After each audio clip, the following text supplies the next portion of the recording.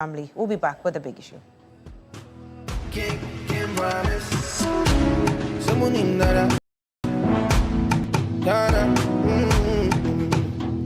Listen, I said Ghana, we go.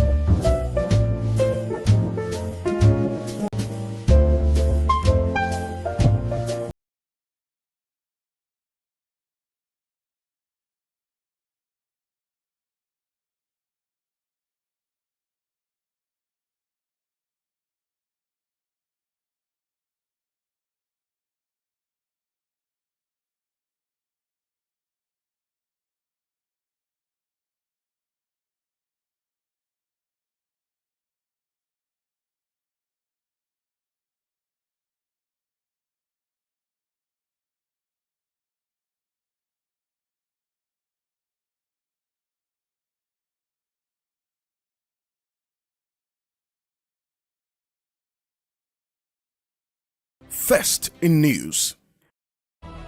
Ghana's Most Beautiful is 20 years, and to kickstart the special anniversary season, you are warmly invited to an exclusive royal ball and fundraiser for a legacy project. An evening shared with our cherished partners, distinguished past queens, and the remarkable individuals who have shaped this journey over the years. Join us at 8 p.m. sharp on the 6th of June at the Adisa Pavilion within the prestigious Labadi Beach Hotel.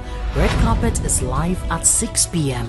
Come for the elegance, stay for the purpose, be part of the legacy. Ghana's Most Beautiful, 20 years of culture, grace and legacy. This event is strictly by invitation.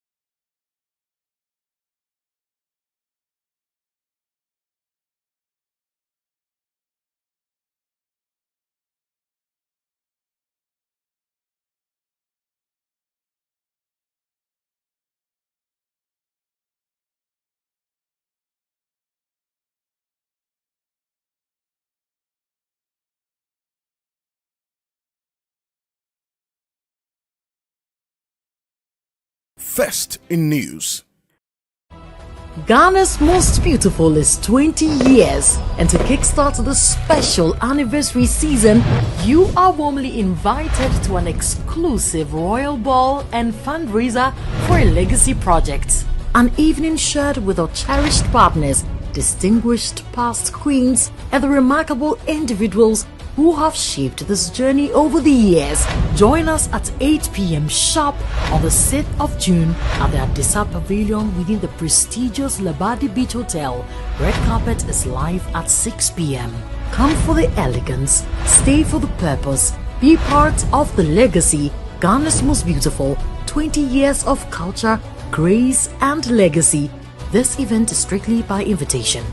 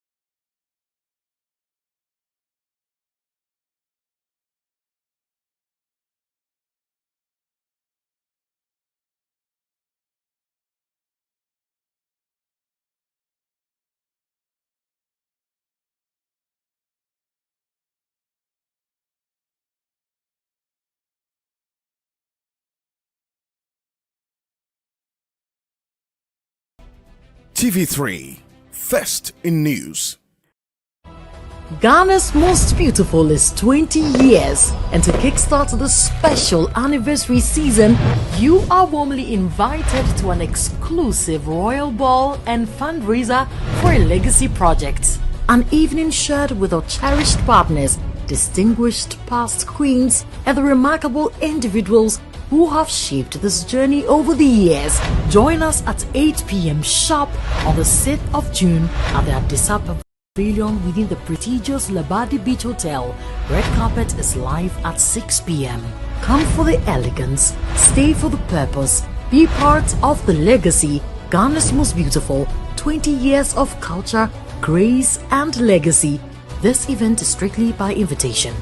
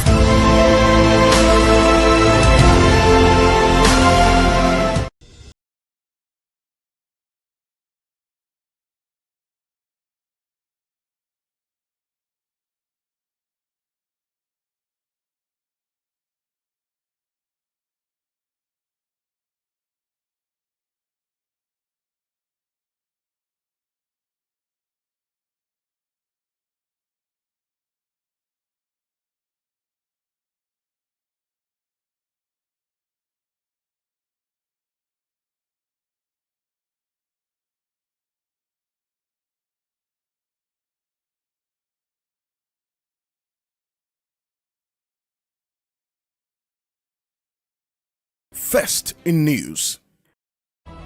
Ghana's Most Beautiful is 20 years, and to kickstart the special anniversary season, you are warmly invited to an exclusive royal ball and fundraiser for a legacy project. An evening shared with our cherished partners, distinguished past queens, and the remarkable individuals who have shaped this journey over the years.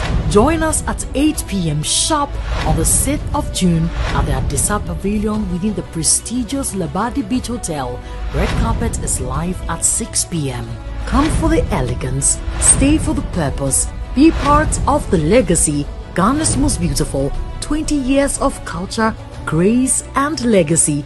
This event is strictly by invitation.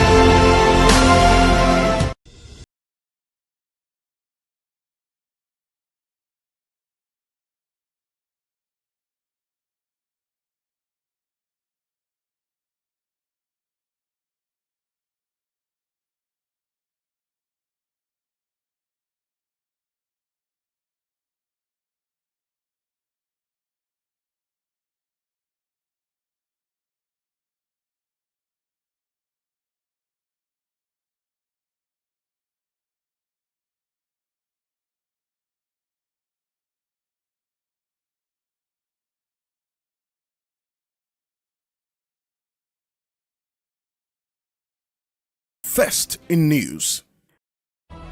Ghana's most beautiful is 20 years, and to kickstart the special anniversary season, you are warmly invited to an exclusive royal ball and fundraiser for a legacy project. An evening shared with our cherished partners, distinguished past queens, and the remarkable individuals who have shaped this journey over the years. Join us at 8 p.m. sharp on the 6th of June at the Adisa Pavilion within the prestigious Labadi Beach Hotel. Red carpet is live at 6 p.m. Come for the elegance, stay for the purpose, be part of the legacy. Ghana's most beautiful 20 years of culture, grace and legacy. This event is strictly by invitation.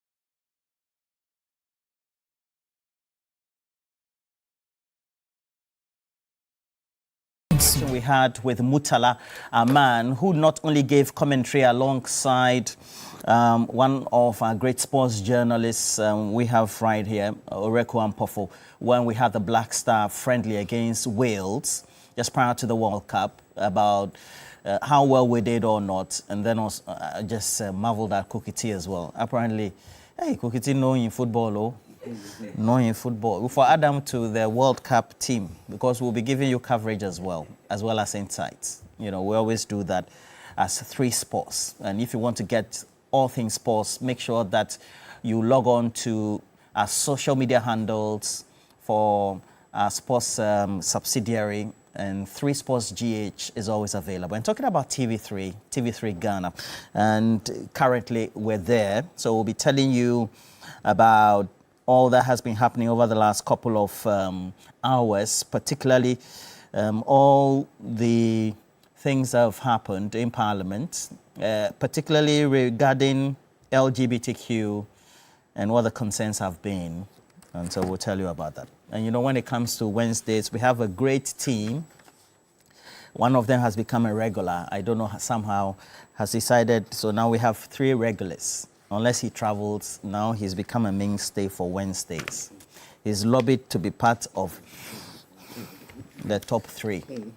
But no problem at all. I'll tell you his name very soon. But let me say good morning to a couple of you who have joined. I see FOE Suto, Samuel Kate, Agongo Roger. It's been a while, Roger. Please try and DM me. Let's have some conversation. Prince Nania York is watching us from the UK.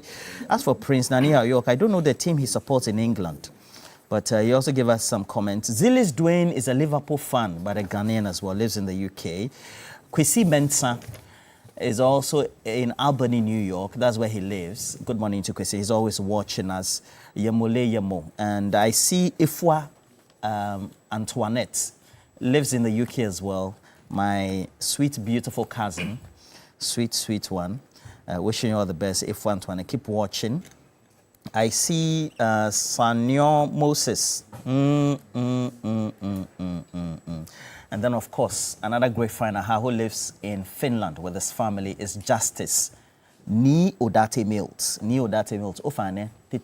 Now, let me just introduce our solid team to you.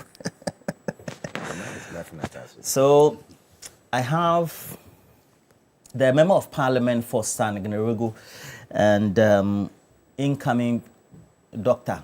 Not yet.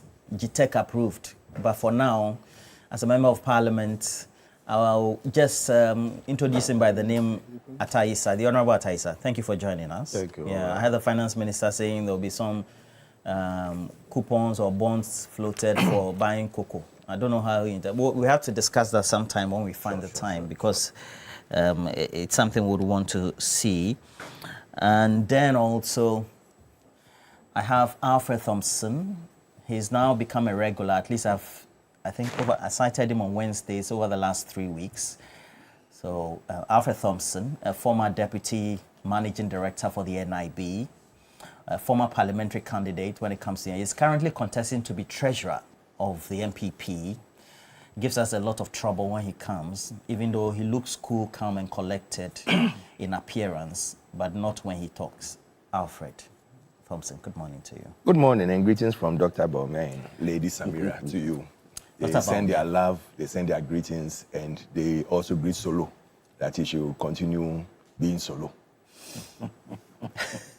And then, of course, Jebuntie is here, Joshua.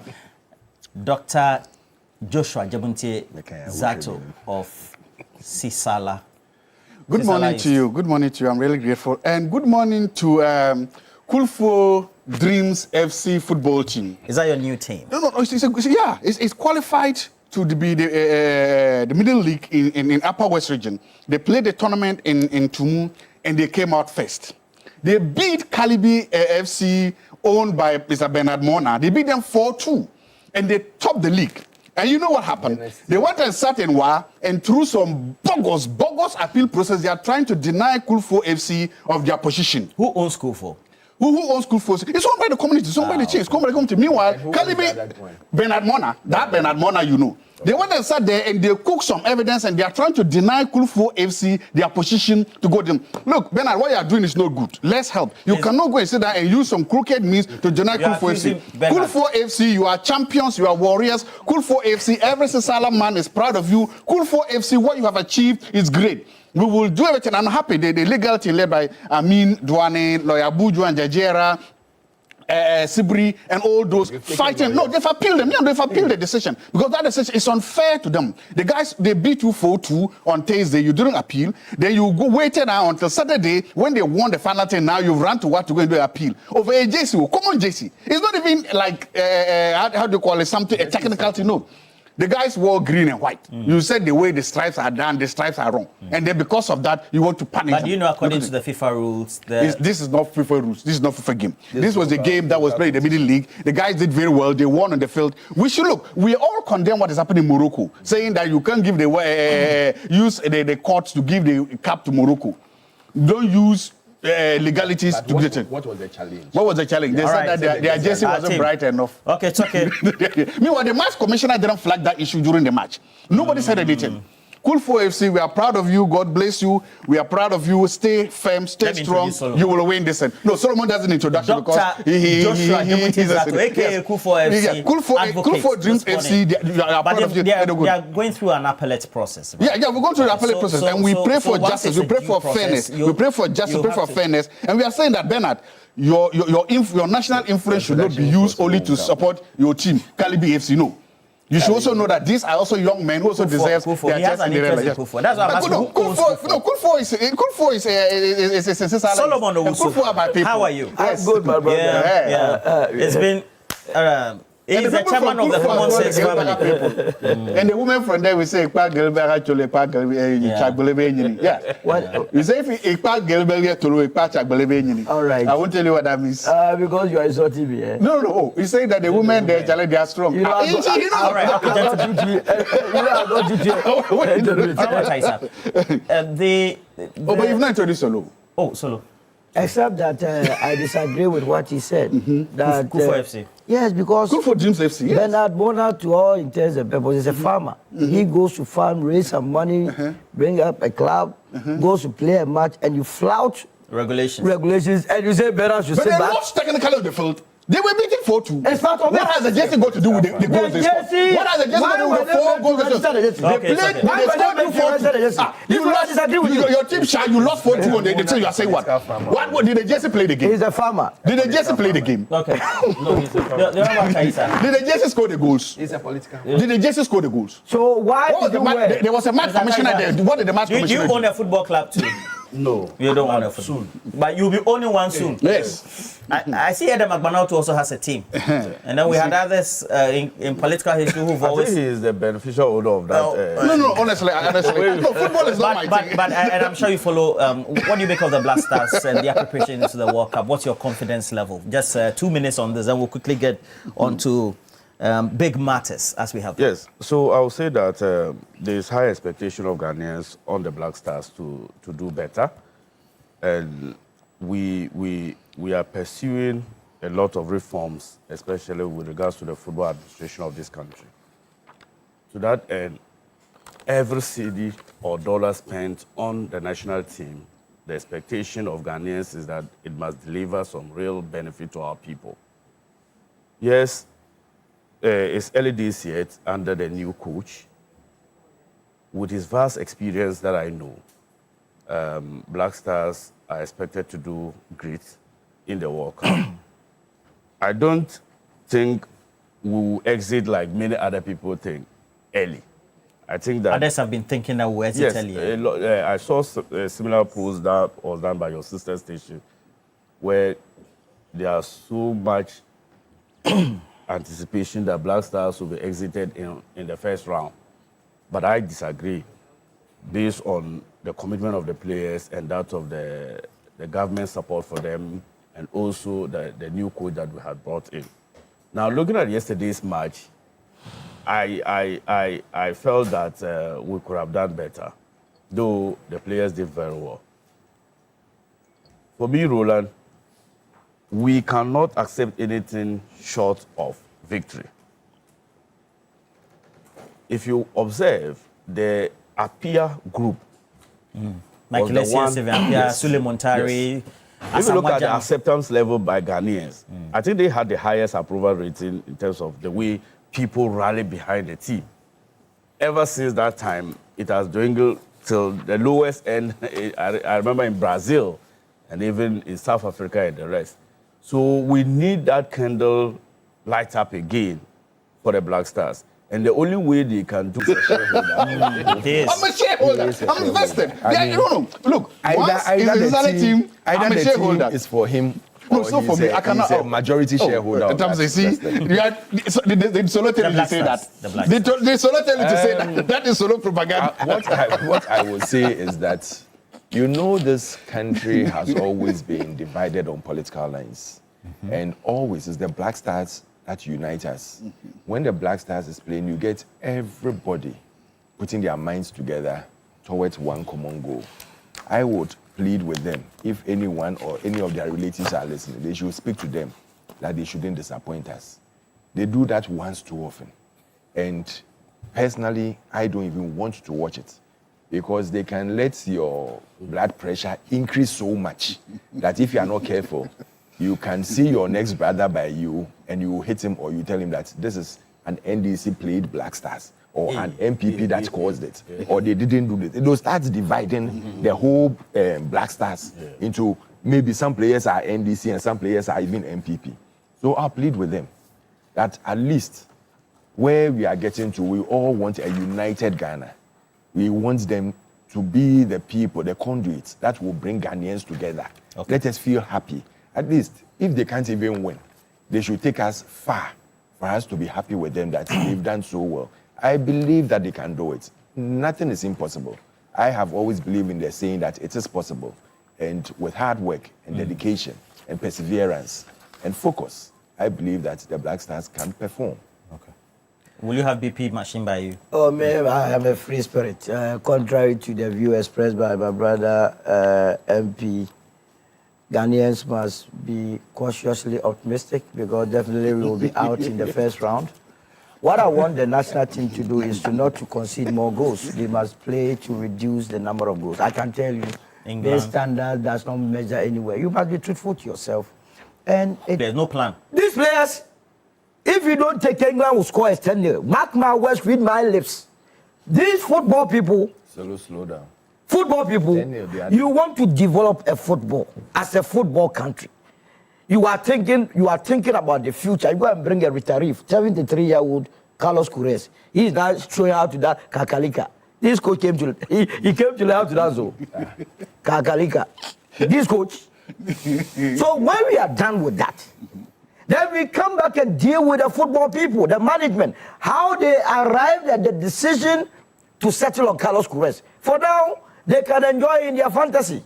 Some of us are waiting patiently for them to come out in the first group stage. It's not going to change. If you are betting, it's not going to change. Okay. But the matter will be discussed. Yeah. No, Randy Abe is there, so we'll not come home soon. No, we're not going in charge of last time is just for a comment. In good hands. No, it's just for a I was trying to say that the age shouldn't be used to judge the performance. 73-year-old Carlos Queiroz has no business. If that 73-year-old was a Ghanaian, experience. Which one is experience? Okay, experience. Let's go. When we are back, is still growing. no, don't worry. So experience. When we begin to collect 10-0, I hope my brother Atta will come and sit here and talk to me about experience. But for now, my duty is to minimize the expectations of the Ghanaian. That is not going to happen. So don't watch it as a fun. I mean, we are going there to take part. It's a tourist attraction. Represent Ghana very well. Showcase Ghana's jersey and our culture. So why are you so pessimistic? What's wrong with you? I don't hope the game will go so bad. You're not so pessimistic. Okay. All right. So why is it that the speaker is now saying that the bill, the way it was passed, was not right? And then the concern that has been expressed on social media is that the president was stuttering. I mean, he didn't answer when he was asked the question, whether are you going to sign the bill? He went through laborious explanations before arriving at a conclusion. All right. So let me say that the most important question to ask is, what next? Because Parliament has passed the bill. And if you look at decision-making process of Parliament, it is either a majority decision or a unanimous decision. Parliament was afforded every stage of consideration up to the third reading of the bill before it was passed. The proponents of the private members' bill, in fact, were in Koforidua at the committee level, constitutional and legal. And the proponents brought a revised bill from what we saw in 2024. A revised bill. They brought it. The revision was not entirely done by Parliament. Now, several stakeholders were brought in to comment on the revised bill that was brought to the Committee of Parliament. Then when the Committee of Parliament brought it for first reading, members made contributions. Then it was referred back to the committee for them to go through it. And then those amendments that was published and advertised on the other paper of Parliament were taken, vote down on it before the passage of the bill.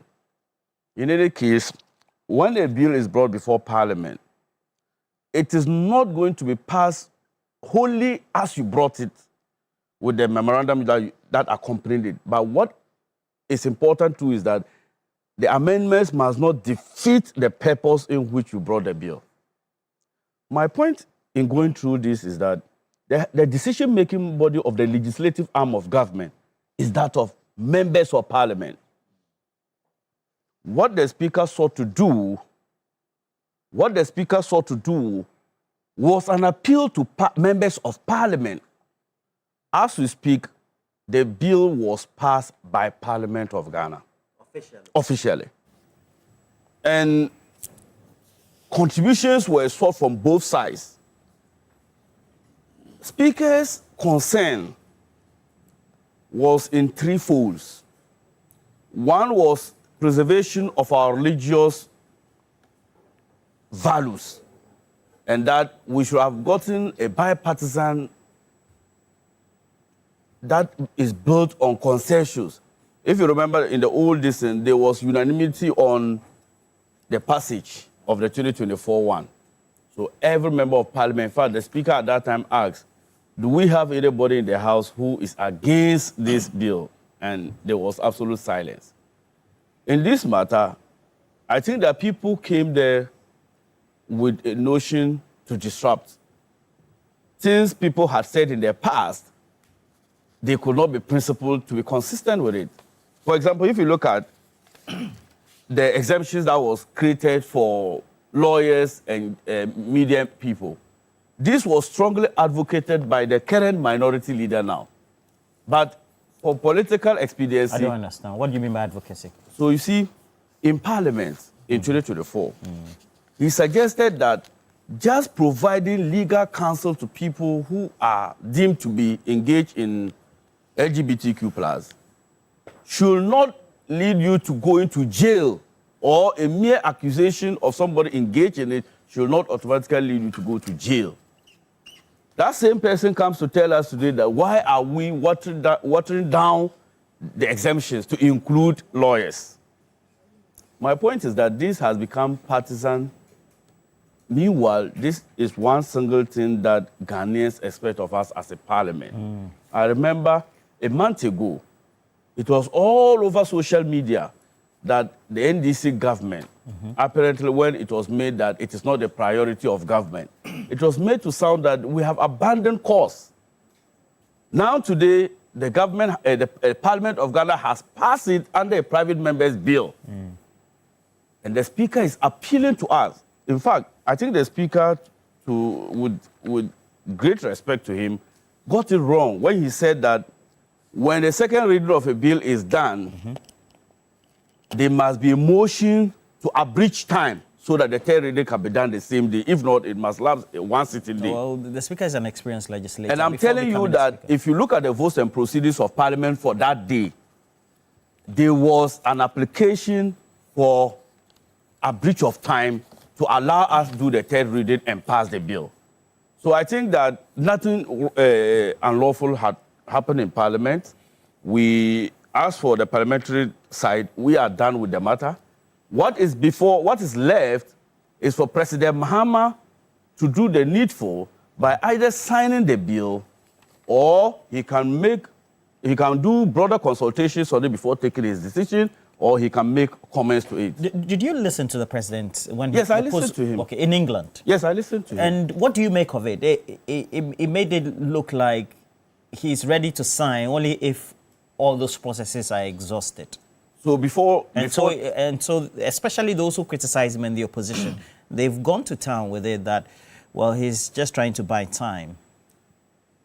As at the time President spoke, in fact, when the bill was passed, President was not in the jurisdiction. True. The President has not seen a copy of what had been approved. In fact, official communication has not been made from Parliament to the President. So when a matter is asked of him to comment on, and he doesn't have possession of what the bill is about, he cannot be certain that I will sign what I don't have. And I'm telling you that the President has the right to make comments and return if he's not comfortable. So as we speak, the document is still before Parliament of Ghana. It has not been transmitted to the President. So I don't think there was lack of clarity in what the thought President expressed. Our concern is that this matter could have been dealt, that what the Speaker did could have been handled at the leadership level. But now there are so many confusion in the minds of Ghanaians as to whether the decision we made was reversed. Let me be categorical. The decision the statement that was made by the Speaker of Parliament yesterday does not invalidate or reverse the decision that was taken by Parliament. Okay. The highest decision-making body of the legislative arm of government is the Member of Parliament. And we, the members of Parliament, has by a majority decision approved the passage of that law. So we are waiting on the executive arm of government to either assent to it or refer it back to Parliament or engage in stakeholder consultation. But let me also state this. This is a private member's bill. I heard commentaries that suggest that why did we present a bad law to MPP under President You mean as an executive government okay, to sign? Curiously enough, the bill in the MPP era was not sponsored by a political party. It was sponsored by members of both parties. Bipartisan. Bipartisan. In fact, that bill was approved unanimously by Parliament. So if President Akufo-Addo did not sign, it was not because an NDC party went to President Akufo-Addo to sign the bill. So I just want to put that clarity. Mr. Taisa, the thrust of the argument, especially led by Tim Forjo and the rest, is that if you look at the exemptions and then the wording and the content of the current bill that has been approved is not the same like before. So they would have wished that the same text and wording and then no exemptions given as we're seeing this approved. Okay, so I think that, you see, this is also a misconception. I already stated that Parliament has stages of passing a bill. When you bring a bill to Parliament as a private member, you don't expect Parliament to just wholesale pass all you brought. In fact, the committee agreed to 5 exemptions. They agreed to 5 exemptions. But for political expediency, they ran to town to suggest that we pass a different law. I'm saying that when a bill is brought before Parliament, the matter will be referred to committees, and at the committee level, let me give you a classical example. When the Value for Money Office bill was brought to Parliament, a lot of the reforms, the proposals that you see in the current law was proposed by members like Tia Kabiru and Dr. Amina Adam, and all their inputs was captured and they advanced superior arguments. And to that end, it was put into the revised bill. It is not what you brought that is what will be passed. It is what you brought, the refined version of it, that is on consensus or majority. We're thinking that this is the best way to make the bill possible for Ghanaians to accept it. And I can tell you, what we did is on the conscience of Ghanaians. Ghanaians believed in what we did. And as a parliament, we stand with what we did. And a statement of speaker does not invalidate the decision of Parliament. Safra Thompson, what do you make of the position that has been expressed so far, especially by him, to give clarification to what the speaker has said, and then also the responses by the president on the approved bill? I will start by looking at the bill as a whole and what has gone on since 2024 till date, it gives me and it shows Ghanaians the double standard of the NDC.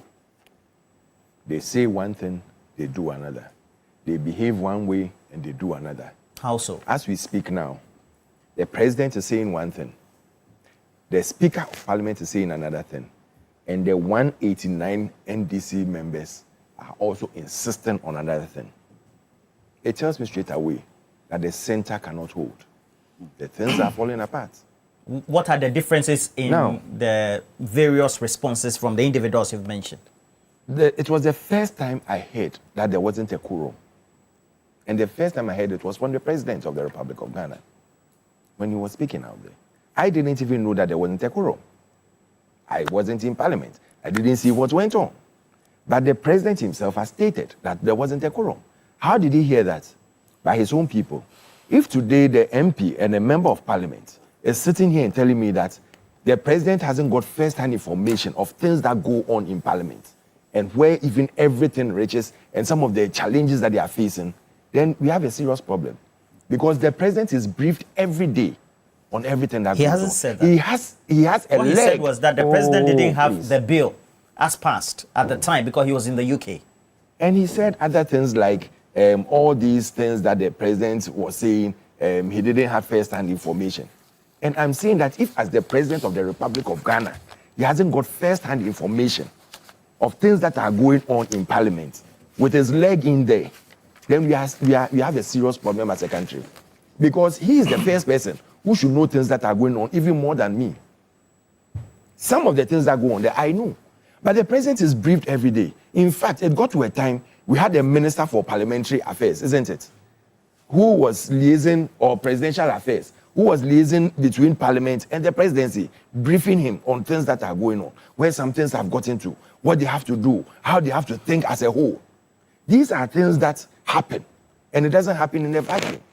So if today we sit here and they tell us that, oh, now we don't know whether the bill is going to be withdrawn and going to be looked at, or whether they are going to listen to the speaker, or whether the 189 are going to insist that they have passed the bill and that is it, no more, no less. We don't know. Ghanaians are confused. But I'm glad that the president himself, while speaking, stated categorically that Nanado never had the bill on his table to assent to it.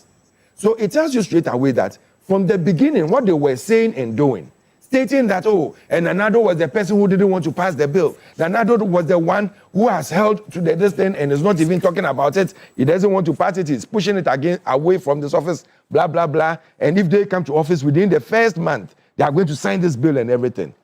It was a scam. It tells me straight away that NDC is a scam. That is their modus operandi. They believe that let's lie to the people all the time. Let's twist the lie in such a way that the lie will be believed by Ghanaians, and let us call the MPP the black sheep. As far as Asen North, when we were going for a by-election, the main word that when you go there they were saying was that the president was against the bill, and so he was encouraging Sebi, sorry to say, the words they used in Asen North, trumu trumu. That was what NDC was using in Asen North. As what? Against MPP, that the president was encouraging that, so he didn't want to sign the bill. That was what he was saying when we were going for a by-election. And that is what they used for the 2024 elections. So you are retaliating? So, we are not retaliating. Where are we retaliating here? Where are we retaliating? My brother, show me where we are retaliating. Is a question. So are you retaliating? No, but your question doesn't hold water. It holds water. Where's retaliation that here? We are talking about a bill that's they themselves. You are making a claim that the NDC took advantage of it to campaign. Yes, but that's what I said. I'm saying that it's not a claim, it's a statement of fact. Okay, so your statement of fact. Go and check anything on the Asen by-election. I understand. And I'm saying that, so your responses by way of the rejection is also in retaliation to the NDC. We are not talking about rejection. No. They themselves the way it's been passed. They themselves are talking about the rejection because the quorum was said first, or I heard it first from the president. I hadn't heard it anywhere. No, I'm talking about the content of the bill. The speaker said that in fact, the instructions he gave was for it to go to a consideration stage. Isn't that so? So now he's even telling them that, listen, let's take this back and look at it holistically. We shouldn't say that, oh, because we have decided, 189 has decided that we should let it go, we should let it go. You see, but let's come to this thing, substance of the whole thing. And when the president was speaking, he talked about whether the thing will go to the Council of State, whether in fact, when he was in opposition, his mainstay on this whole bill was that it should be a government bill, isn't it? Because there are some financial implications in it, which was a perfect thing. But 1 year, 6 months down the line, if government has not been able to pass this as a government, then that is where I question their credibility. Because they say one thing and they do another. But they just passed it. No. As a government bill or as a private member's bill. He was stating that he wants it as a government bill. In fact, it should be a government bill. And that's what I'm stating. The double standards of NDC. That the president at that time, when he was an opposition leader, was stating categorically that he wants this thing. In fact, it should be a government bill. Because there are financial implications. They have to look at it as a whole and see how they can, support all those things. So now that you are in power, 1 year, 6 months down the line, why has it not been passed as a government bill? And why is it now coming again as a private member's bill? So he should have stopped the members of parliament from sponsoring their own if you have started working on it, if you have shown signs that, listen, I'm interested in this, if you have not stated that this is not a priority for you, private members wouldn't have gone to pass this. It would have been a government-sponsored bill. And that is where the double standard of this particular government comes in. Ntrokotompo is their middle name. And that is what they use to run this government, which is not helping us. Now, coming to the substance of this. When you look at the old bill and you look at the new one, I hear they've taken about 30 items off. I haven't seen the 30 items, but the snippets I put together yesterday. You haven't seen it? I haven't seen the total 30. But when I was looking at some of the things that have been taken out, in your research, the key omissions, the key omissions that came in were victims protection, which was dropped in this 2025 bill, and that is the key omission has been dropped based on the significant regression in human rights protection, all these things. Then there's a CI or 19 or so paragraph 19 or so, victims protection. 2024 bill protects victims from criminal liability and orders court to order compensation for psychological, physical, and all these other things. They've dropped it from it. Then they have the medical access for accused person. That is 20. That one too has been dropped. They have the flexibility sentencing. That is 21. That too has been dropped. So it tells you that where they have to protect victims from even 23, that is assistance for questioning and intersex, that has also been dropped. It tells you that where they have to help people recover from some of these things, because some of them are lured into it that they don't know. And so when you're a victim and they have to help you, these things have been dropped from it. Where is the right, where is the protection of these individuals? Where are the protections that we have to give them? All these are challenges that have come up. And we need to critically look at this. So I side with the speaker when he says that we are just rushing because they want to say, oh yes, we've passed the bill, we've passed the bill. It's not just a matter of passing a bill. And we have categorically stated, even when they went to even tap Afenyo Markin's account and put so many comments in front there, and Afenyo decided that you mind it, but he came out and said that, listen, his account has been compromised. Right. But the truth is that we believe that this thing should be looked at critically. If government or the president wants to pass it as a government bill, he should start and let Ghanaians know and see. But why should it be a government bill? But that's what he said. So as executive president, you should walk into parliament or instruct his members of parliament, and then the opposition MPs it's government that will have to look at the bill and look at it holistically. Why should it be a government bill when members of parliament in their own workings and then as they've been enjoined by the constitution and the standing orders can't sponsor a private member's bill? If you listen to me earlier on, when I was stating that President Mahama was pushing it when he was in opposition as a leader or as an opposition leader, he was looking at it because there are financial implications. When there are financial implications in some of these things, like what I stated for you, that now they want to, take it out and everything, helping people recover. It comes with finance. And once there are financial implications... But the bill hasn't gotten to him yet for him to look at that and then make a decision. Oh, can I land, please? Roland, relax. It's like you're jumping the gun. Once there are financial implications, once there are financial implications in a bill that he knows it would affect government's budget or government's funding, He wants to look at it as a government bill.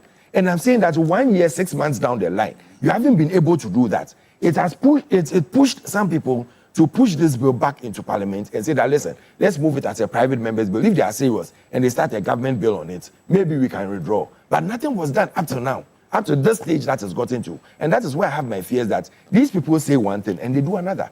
They always come and tell you nice things. They put lucrative things together. By the time you realize they have given you Sulia, a scam. Joshua. Roland. Yes, sir.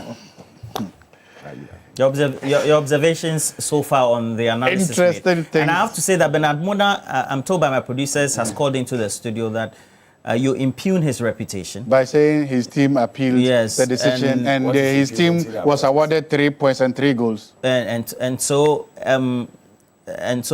I would want you to retract it. Saying what? The things you said. Okay, let me state it again and see you what said that you're using the medium to propagate and then also impugn his reputation, defame him. Okay, so as if he influenced a game of football, which is going through an appellate process. Okay, so let me an appeal process. Okay, so this is let me withdraw it. A football team was played between Kulfo Dreams FC and Kalibi FC. Kalibi FC is owned by Bernard Mona. The game was played in Tumas, the Astroturf. Please withdraw. I have to stand my authority as so the moderator. No, what exactly am I withdrawing? You withdraw that for mentioning his name and then bringing the matter. Okay, I withdraw mentioning Bernard Mona's name. That's it. And then attributing and accusing him of having influence. But of having used his personality to influence. No, he didn't say that. Of having used his personality to influence. He didn't say that. What? No, what else? Please restate it. Okay. Start the thing. I don't want a problem. No, I don't want to. No, I understand. I'm not gagging him. Alfred, it's okay. I'm not gagging. This is by editorial policy because the man had a right to I have a right. Yes, I'm right. Let me even withdraw. though I thought he said it in jest. But no. Alfred, let me withdraw. I withdraw if I say that Bernard Mona used his national stature to influence the decision of the process. He didn't use his position and a national stature to influence the decision to award his team 3 points and 3 goals. Bernard Mona didn't do that. But Bernard Mona's team was the beneficiary of that decision. And because of that decision, his team won 3 points. But he didn't use his reputation to influence it. Difficult. Okay. So you've withdrawn one part and added more. No, I didn't add more. He didn't influence it, but he was the beneficiary. Because he's the owner of the team. The team, yes. Okay, thank you. He said you should apologize. But I apologize to you, Bernard Mona, my senior brother. Congratulate Bernard Mona for winning. For winning in the court. Congratulations, Bernard Mona, for winning the court. But Kulfo Dreams FC won on the pitch. No, but the thing is going through an appeal process. Agreed. And I have what do you make of what is the observations so far? Yes. Thank you very much. There's a popular saying, beware of Greeks bearing gifts. Mm-hmm. Beware of Greeks bearing gifts. Beware of the NDC bearing or promising gifts. Ghanaians, I have sad news for you this morning. When it comes to this LGBT thing, you have been scammed. You have been lied to, and you have been played. It's simple as that. I want us to look at this thing from 3 perspectives. I want us to look at the forum where this decision is made. 2, I want us to look at the players who are involved. And 3, then we can look at the excuses. But before all, I will say that the God of Nana Addo Dankwa Akufo-Addo is a living God. The gods of Chebi are living gods. Your Excellency Nana Addo Dankwa Akufo-Addo, continue to enjoy your retirement. History will be fair to you. History will be nice to you. Always. And history will say that you were a president who stood your grounds and who did right by your people. Always. The forum. 1, the parliament of the 8th parliament and 9th parliament are different in all forms. The 8th parliament was, as we all know, a divided parliament. One single MP had the power to change or to vote against a bill there.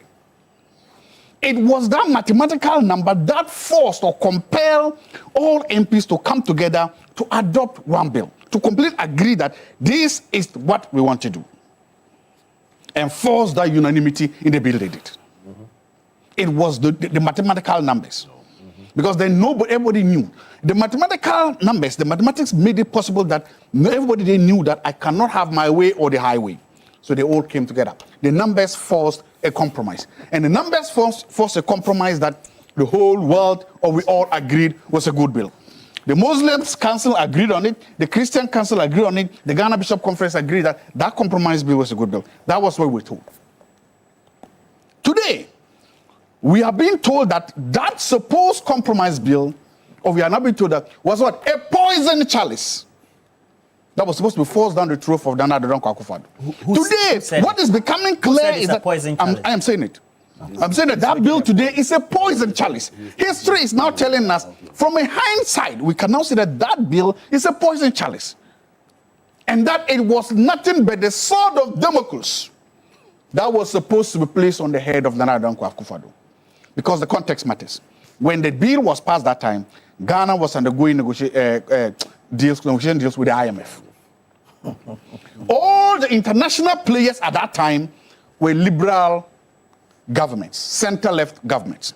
Joe Biden, Yokani of Canada, what's the name? France, and almost all the people that made the IMF board were center-left political parties. They support LGBTQ. Today, fast forward, so I want to talk about the structure, the forum. That was the parliament then. That happened. That when it happened like that, it was a divided parliament. It was a divided parliament. Yes. Fast forward today, we have a lopsided parliament.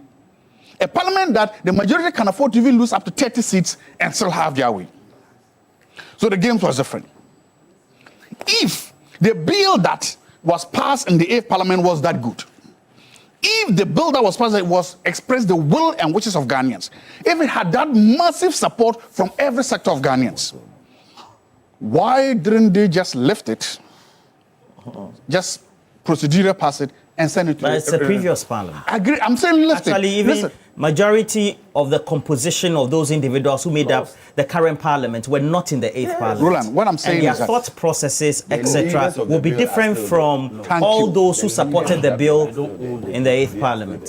Thank you. You are a policy analyst. So what I'm saying is that if that bill really expressed the wishes of the people of Ghana, if that bill really expresses the wishes of Ghanaians, if that bill was really in the interest of Ghanaians, they could have taken it and just sent it procedurally.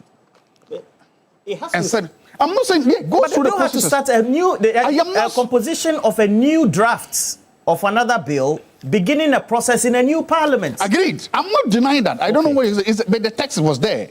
You can take the text through. And if that text was good enough for Akufo-Addo, why is it not good enough for John Mahama?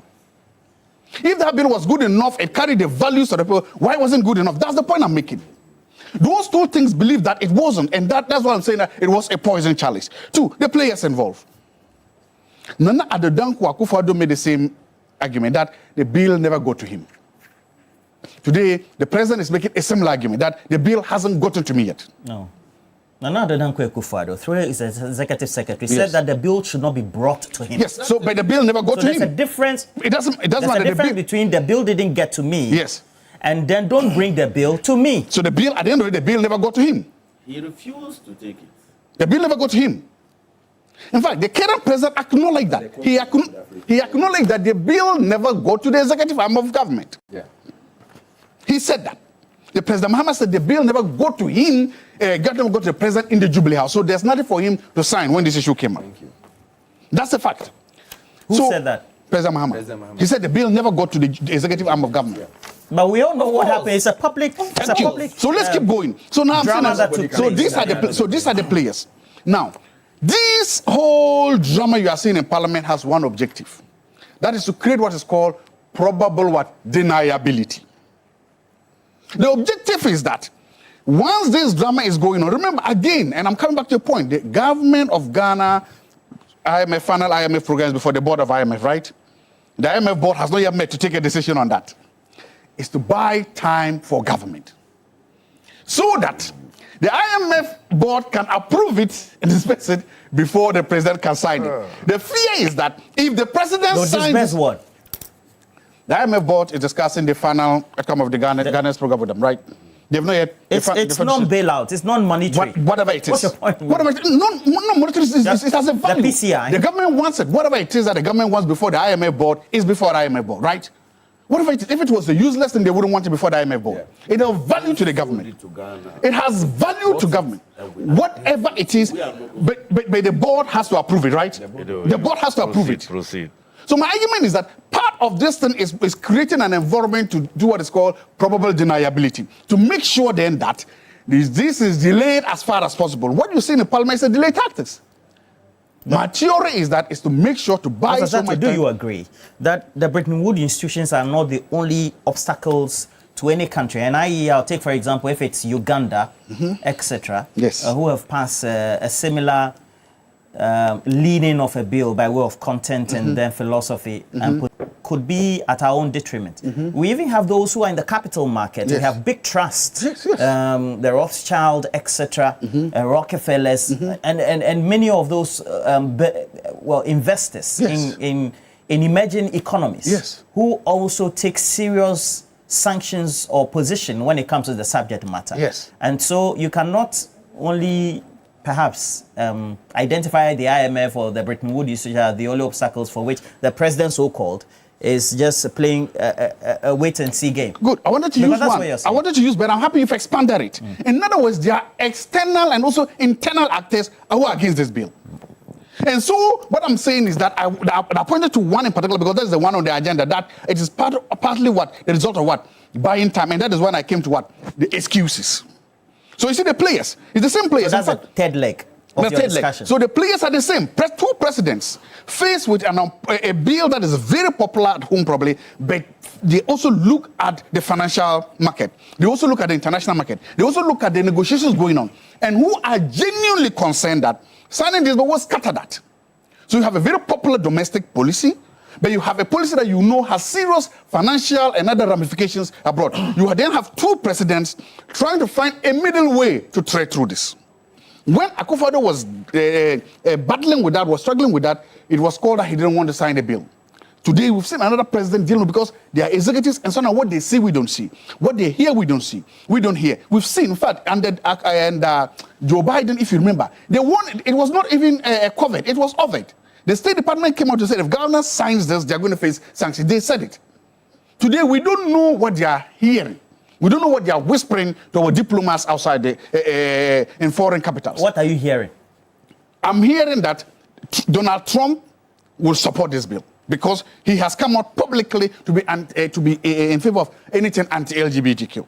So at least Washington can give us good or big cover for it. I don't know what. I don't think London will. I don't think Paris will. I don't think Ottawa will.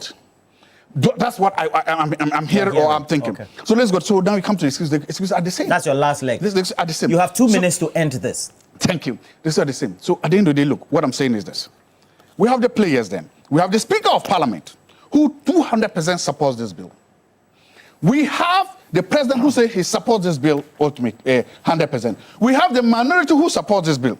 And so far, the only person that seems to be standing alone is the majority leader or the majority in Parliament.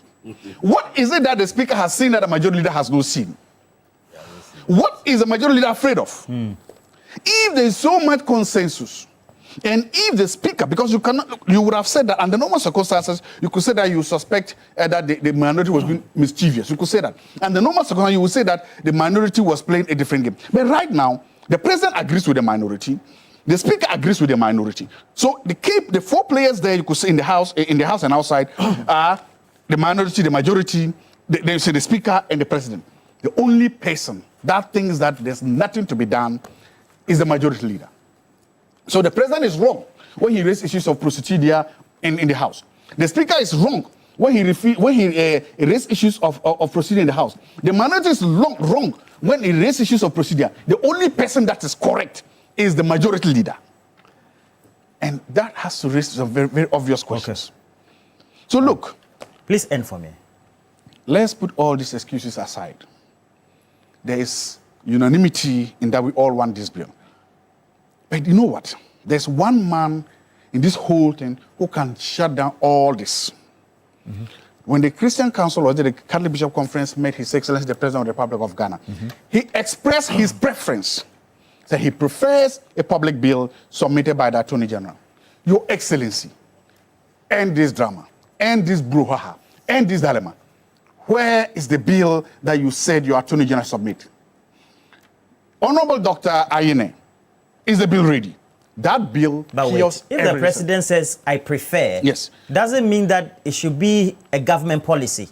No. Or does it also mean that he has to truncate any actions that will have to be taken by legitimate members of parliament? No, it doesn't mean who are enjoined by their own standing orders and then the constitution to be able to sponsor a private member's bill. You can do both simultaneously. What I'm saying is that if the president says, this is my preference, I am the president of the Republic of Ghana, this is my preference, my party has supermajority in the House, I appointed Attorney General, where is his public bill?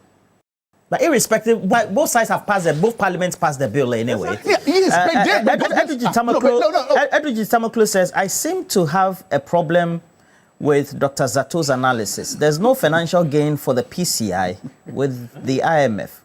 So why are you pursuing to be misleading everyone? There is policy legitimacy. In public policy analysis, inputs are not only verifiable, inputs are not only tangible. They are intangible values or inputs to get from policy. Okay. One of them is... You mentioned your time is up. You started football. Let him land. He has landed. It's okay, Alfred. Oh, it's okay. Oh, that's all. No, it's not right. It's not right. It's okay. I'm done. No. No, I'm just saying that tell Edwidge that just because there's no financial this and does not mean that, because in public policy sometimes one of the biggest things you want is the normative, intangible support for a policy. And that is why government is going for it. It was a comment from him watching. I know. That's how He's the director so I read the comment. That's where. ADC. No, I want you to understand. So I read the comment. No, I see. So I didn't pose it like a question. He's one of the... But Mr. Alfred Thompson wants to impugn that I have an ulterior motive. No, you don't. Mr. Alfred Thompson. Oh, Roland, I didn't say that. I won't say that. I know Edwidge is one of the biggest watchers of this show. On June 2, 2025, this is what the president of the Ghana Catholic Bishops Conference did say. He says that they urge Parliament to put aside procedural disagreement and ensure the bill is forwarded to the president for assent. And he mentions the Christian body and the agreement, etc. So my simple question is this. Even the bill as it is has the support of at least majority of civil society, the Christian groupings, and the other religious groupings as well, passed by a new parliament. How do we then look at the concerns that have been raised by Zato, who is an academician as well, apart from just being a politician, and then the opposition especially, and the other right groups who feel that perhaps the exception shouldn't have been maybe given, and then this even shouldn't have been passed at all? You see, Roland, the reason why our country is not developed is that we have a lot of dishonest politicians in our system. So dishonest. They are not honest. And sometimes what amazes me is that they look straight into the camera and lie to the entire Ghanaian populace. You see, Parliament, they work through their committees. Is that not the case? And I'm happy there is a parliamentarian here. So at the committee level, it's made up of the NDC and the NPP for now. Now, I have the report of the Legal and the Constitutional Committee of Parliament on this matter that was submitted somewhere the 26th of April 2026. The Constitutional and Legal Committee of Parliament includes MPP members. At least I know Tampoli is a deputy ranking member. I know Anyumedu. Did you also raise this on Monday? Yes, as well? I know that Anyumedu is also the ranking member of that committee. And there is Bafo Ewa, who is also on it. And listen to their concluding How remarks. does it matter if they're on it? So let's listen to their conclusion. Those that are out throwing dust into the people's eyes. This is what the MPP and NDC members of Parliament who are on the Constitutional and Legal Committee, who were mandated to carry this whole bill, said in their conclusion. With your permission, I read, or you want to read, I have it on my phone. Oh, you are permitted. Yeah, right. So conclusion.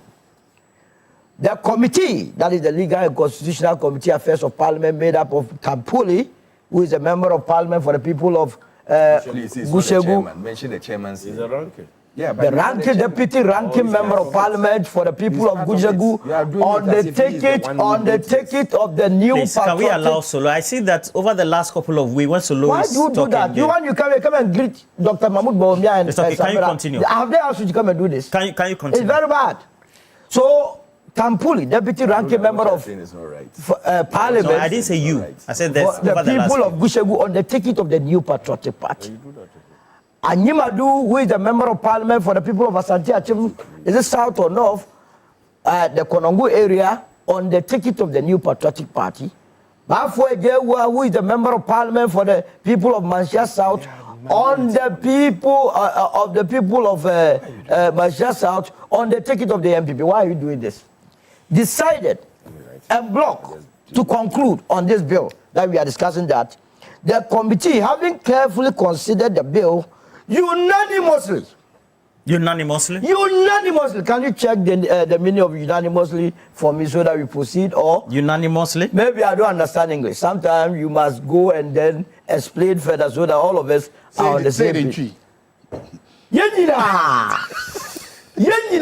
So unanimously? Yes. It's an advert that means doing something with a complete, absolutely undivided agreement. Absolutely. Or support of everyone in the group. I love it. It comes from the Latin word unanimous. Yes. Meaning of one mind. My goodness. Why is this important? So that is why I started by telling you the composition of the Constitutional and Legal Committee Affairs of Parliament. And I made mention of members of the minority who are on that committee.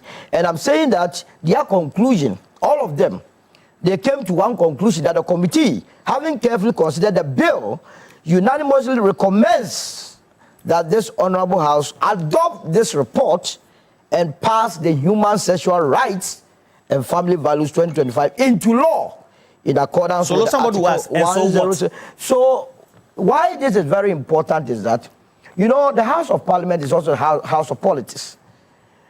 In their true sense, when they want to act nationalistically, they agree through a committee report. So the committee report here indicates that not a single person on that committee disagreed with the bill. And they recommended to the whole house that it has to be passed into law. So when you hear members of the minority who have agreed at the committee level that nothing was wrong, then come back to the general public and say that, oh, yeah, it's not good, it's not a good bill, wouldn't you take it as a pinch of salt? That was the committee, bipartisan committee? Absolutely, they had agreed. Both MPP and DC? They have agreed at the committee level. And that when they come, they shouldn't raise issues, Solo. Is that what you're saying? I mean, when they do that, it means they don't respect you and I. Oh, Solo. They see us as Mugu. That is why you must take it very serious. Mugu? Absolutely, that we don't have a mind of our own. So when they started making this noise, I was not listening to them more. I just went and looked for the committee's report. Whether or not Tampuli, whether or not Anyimadu, whether or not Ejebafo, they disagreed with any provision in that bill at the committee stage. I found none. And so why must Zato and Africa come and sit here and decide to be used by their propaganda? At least they could have gone for this document and read it to certify themselves that, look, the committee members are now throwing dust into their eyes. So look, they have a simple issue. What is the issue? Look, the 8th Parliament, the same advocates, MPP, NDC, even some of the individuals and the current 9th Parliament, why don't you pass this wholesomely? And you are going mentioning reports, bipartisan nature. No, but the report of 2024 is no different from the report of 2025. There is nothing that has changed. They are only throwing dust into the eyes of the core team. The objective of the bill is to prevent LGBTQ and its promotion in this country. And that one, nobody. So I disagree with President Mahama on his statement with the Charter House people. Because you see, look, what the MPP wants to do is to have an equalization. But I can tell you that if President Mahama decides to dilly-dally with it on the 7th of January 2029, when Alan Chamartin is sworn in as the president, after the Independence Square, he moves straight to the Jubilee as he go and sign it off. Dilly-dally? Stop this whole nonsense. You understand? But you see, I have a difficulty with my brothers from the MPP that they are strategically, they are not even acting properly. The bill has just been passed. It has not even gotten to the president's table. Now you are making noise that, oh, they have scammed you. They are not going to sign it. So tomorrow if the president comes to sign it, what next? That's not what you said. That's not what you said. Sometimes, remember 2025? We came to this place and early part of the year, the city was, the stability had been achieved. Then we had the presidential candidate, Dr. Mahmoud Babia, go to town and say that, oh, the stability that has been achieved in terms of our currency was his doing. So I said, so if tomorrow the city start wobbling, do we come back and say that it is also your doing? Sometimes the way manner they prosecute their agenda is so mind-boggling. But you see, I have heard them again. Zato said it this morning that because it's a private members bill, the fiscal implications on the economy was not analyzed, which is also a palpable falsehood. If you go into the committee's report, that is 5.53, and if you have it, you can go through it. I can give it to you to read if you care. But so long as you have decided to do propaganda, I won't give it to you. Financial impact analysis report. Are you here? With your permission, let me read. The committee noted that the bill was accompanied by a physical impact analysis report. The committee further observed that it was the same report that accompanied the promotion of proper human sexual rights and Ghanaian family values in 2021, which was passed by the parliament during the 8th parliament. So that one too has been backed. Now, you see, it has been backed that it was not true that there was So your point is that the committee they did a meticulous. Okay. So they analyzed that. They analyzed the financial implications. In fact, Tampuli and Danimedu, they were so vociferous at the committee stage that you wouldn't believe it. The sort of inputs, some of the things that the majority side of parliament even wanted to remove, they said push it. They were pushing it there. So you said this thing that you read, has told that what? We are here being told by Zato that posterity will judge Nana Akufo-Addo right. My goodness. Then that posterity is a village posterity.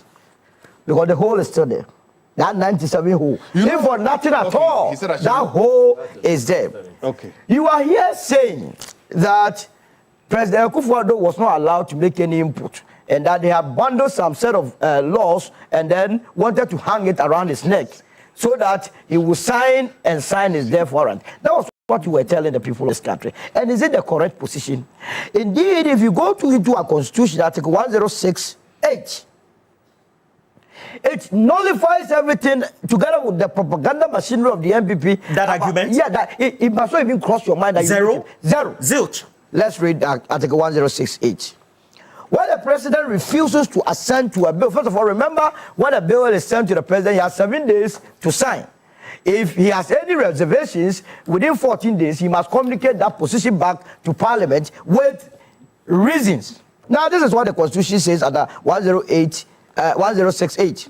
When the president refuses to assent to a bill, he shall, within 14 days after the refusal, state in a memorandum to the Speaker any specific provisions of the bill which, in his opinion, should be reconsidered by Parliament, including his recommendation for amendment, if any. So really, or truly, President Nana Akufo-Addo, that Zato wants us to say that posterity will judge him right, had any reservations about the bill that was passed in 2024, all that he needed to do should have stated it in the memorandum and give reasons. No, but he said that he was taking recognition of cases or petitions before the court. My goodness, before he even said that, it was communicated in before he said that the matter had not even gone to court. Listen to Asante Bediet. You see, when you dilly-dally with the LGBT, you have problems.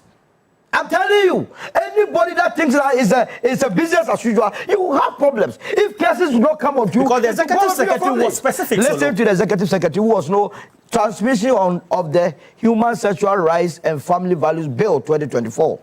Listen on the first paragraph. These people, they are so arrogant. Eh? This is Bediet writing under the instructions of President Nana Akufo-Addo. It has come to and I can imagine how he will write. It has come to the attention of the office. Now, wow, that's funny. That is so funny. That is what he has written. Please. No, you're reading it. It has come to the attention of the office that while the president and other senior officials, as a man at the presidency, were at Penuasi Lodge when they were thinking about Ghana. Listen, for a cabinet retreat on Thursday, the 14th March 2024. You attempted. That's Parliament. That's Parliament. That is a Parliament. You attempted.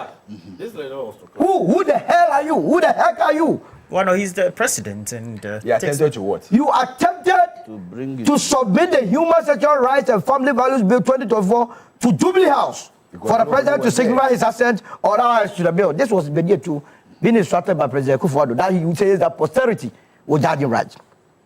This office is aware of 2 pending applications for an order for interlocutory injunction. At the time he wrote this, there wasn't. Who said so? And in any case, there is no law. There is absolutely no law that bars any president from assenting to a bill. Absolutely, the E-levy bill wouldn't have been signed. I don't understand. The E-levy, there was also a pending application. Two. But the president signed it. But he signed. So you see, this alone will not make the president look good. Now, listen to the last paragraph and you see how arrogant they were. This is the concluding paragraph of that letter. In the circumstances, you are kindly requested to cease and desist. This was a warning from President Akufo-Addo. You mean directing Parliament? I mean, he was warning Parliament. Cease and desist. Cease and desist. Why is it important? That President Akufo-Addo was not in favor of this bill. The Tumu bill, he wanted Ghanaians, the men and men, to be marrying themselves. Women and women. No, that is why he wrote this. Now, it has that's not the position. It has its foundation. We're in this country in 2023. When the American government realized that Ghana was poised to pass this bill, what did they do? They didn't even send a man home. They brought a woman, Kamala Harris, to visit us. When the woman came to this country, she didn't have anything to tell us. All that she came to tell us was that we must respect LGBTQ and that we must not make any attempt. Kamala Harris. The vice president. Kamala Harris. Woman, the moment the woman said that, the woman said that the men, the president, it's not. We are not going to do it. We won't pass it. So after that, the president made his mind that he would never assent to that bill, no matter, because Kamala Harris has told us that we must not pass. Who is Kamala Harris? But this time we don't have Trump sending emissaries. Also, Trump is so good. That is why President Mahama, I'm waiting for the bill to get to his desk. Now I come to speak about me. So disappointing. And I believe that parliamentarians must, as a matter of urgency, actualize Article 95D to remove him from office. Because he has proven to us that he only blows hot and cold. He doesn't mean what he says. Speaker Bagbin told a group of clerics, Christian clerics, the clergy, that he was happy that the Pope has said that no, bishop must preside over gay marriage. And that not under his watch would Ghana not pass the LGBT, and that they will pass. He was in a hurry, he assured them. He only said that it was unprocedural by way of... What is we have been told here that nothing unprocedural happened. Now, Speaker Bagge went to Senya Breku East somewhere January of this year or so and promised Nananum, the traditional authorities, that he was prepared to put his life on this LGBTQ. Now, Speaker Bagbin, just in this April, admonished parliamentarians to fast-track the passage of the LGBTQ. God being so good, the bill is passed, and Speaker Bagbin, from nowhere, unprovoked, nobody has invited him into this matter. He said he's surprised. How can you be surprised? Something that you have been yearning for, you must be praising them. Not knowing all along, Speaker Bagbin is the one sitting on the passage of the LGBT. The moment he moved himself... He said by way of proceeding. What is that? Look, Speaker Bagbin, if I were parliamentarians, Mama Yarga, you are the majority, can you actualize the process of removing him? Because it does not befit. I will end with this quotation from President Mills.